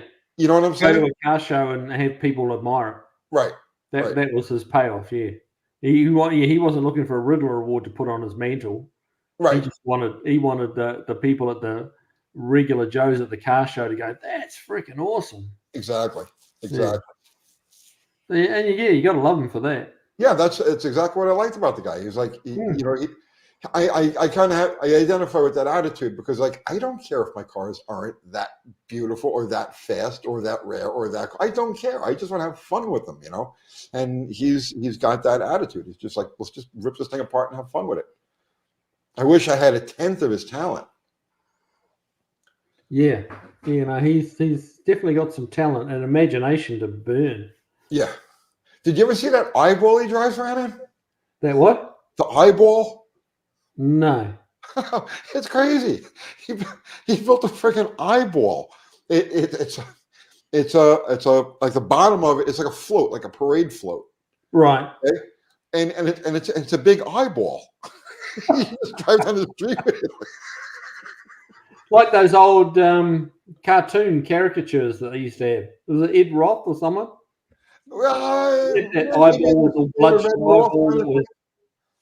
But he sits up in the eyeball and drives this thing. Yeah, he's a little what should we say, on the spectrum? Yeah, he's got his own drummer. Yeah, he's got his own drummer. That's good. I'm going to use that. That's good. Not sure if he uses music, but he's got his own drummer. Well, you got 2 minutes to midnight, so I'll probably be on for about 3 more minutes at that rate. So yeah. Well, we got to say Happy New Year to everybody. Yeah. Oh yeah. And then how many have we still got hanging with us, Tony? We can't see the numbers. 210. Oh wow. Yeah, I'm surprised there's anybody. Honestly, it's New Year's Eve. Everybody's doing their things. Yeah. That's probably about 210 wives there that are going, what the hell are you doing? Yeah. I need 5 people to go to my wife's YouTube channel and subscribe. Oh, really? Yeah, What's because she's your trying to wife- hit two. She's trying to hit 200 before What's the midnight. name? I didn't even know she had a What's your channel. YouTube channel? I can do one. Lucky Lindy's over 50. Lucky who? Sorry? Lucky Lindy, Lindy, Lucky over Lindy. 50. Here we go. Okay. I had no idea she had a channel. Yeah, Lucky Lindy over 50. yeah. Yeah. Lucky. She started doing making drinks and stuff like that. Then got out of that for a while. Now she's doing Oh, there like she is. I decorating and recognize stuff. her. I Yeah, recognize her. yeah. You met her. Yeah. Subscribe. There you go. Done. Excellent, sir. That's my New Oh, look Year's. at that. There she is. Yeah. Okay. From my keeping room. All right. Hang on. Okay. Yep, so yep. Actually, Dr. Art, you're a bit of an over. She's quite It's cute. thumbs up and it's You're a up. bit of an overachiever, aren't you, mate? No, I'm a good liar. nice. All right. Did everybody else sub here? I subbed. Okay. Oh, Bill McCoskey's giving you more money, Tony. Oh, nice. Thank you. He's your Thanks, friend Bill. tonight. Yeah, thanks, Bill. Chevy Bugles Pontiac. Oh, Chevy Bugles Pontiac Mopar Ford. What is the best small block heads to learn on as far as porting and stuff? My first time. Small block Chevy. Because there's billions of them. Yep. Oh, Small yeah. block Chevy because it's the state of the art. It's like that's the one. And you make sure you don't use like one of the economy heads, like the 307 heads, the 305 heads. They all have undercut bowls. So you want to make sure whichever head you choose has got a full bowl, meaning that the bowl extends to the whole to the diameter of the seat, or the seat, I should say, extends to the diameter of the bowl. Well, we're officially in 2024 now, guys. Happy New Year. Happy New Year, everybody! Happy New Year, everybody. We Thanks made for it. watching, hanging in. Happy New Year to all you guys. Oh yeah, well, you still got an hour to One go. more hour for me. And all the fireworks are starting. Yep. Then So we start dodging bullets. Yeah. That's Charlie. Happy New Year, Charlie. Oh, All right. Tava's saying your wife's got 205 subs now, Dr. Art. Nice. Excellent. Thank you, everyone. Happy little camper. There you go. Yes. Yeah. Watch, she's gonna crush all of us. Probably. Yeah. Next year she'll have like 3 million subs. Well, she's better looking than any of us. So. Well, yeah, there is that. So, all right, guys. I think we need Tavo, to Happy call it a New Year night. to the Merkins and Kiwi. Happy New Year, Tavo. Good on you, mate. So, yeah, I will have water. I think Kathy went to sleep. She's probably There's a little bit of water in here, but the ice is melting. But what are you going to do? Salute, everybody. Salute. All right. That's it. I'm out. Yeah. Salute. All right. So everybody who hung out here tonight, thanks for hanging out. Everybody's contributed with Super Chat. Thank you so much. Greatly appreciated. Everybody who contributed just at your presence and your conversation, equally appreciated. That's it, guys. So you're all sub to Kiwi. You're all sub to Dr. Art. Mexican Spec doesn't have a. Do you do any content, bro? What a who? Oh, Dr. Art's gone. Miguel. Yes, absolutely. I have videos. Yeah, so- I have videos out there on Mexican cars. Yes. So make sure you guys go over and sub to Mexican Spec. I have a channel. I better look that up too. All right. At least Hey, guys, I'm going to pull Thank a you, plug on Kiwi. it. So everybody, happy New Year, and I guess we'll see you on Wednesday for Kiwi and I's usual Wednesday night tech talk. yes. You should be Talk so about excited, right? UFOs and conspiracy theories. All right, I'm hitting Adios, the end all. stream. Good night, everybody. See you guys.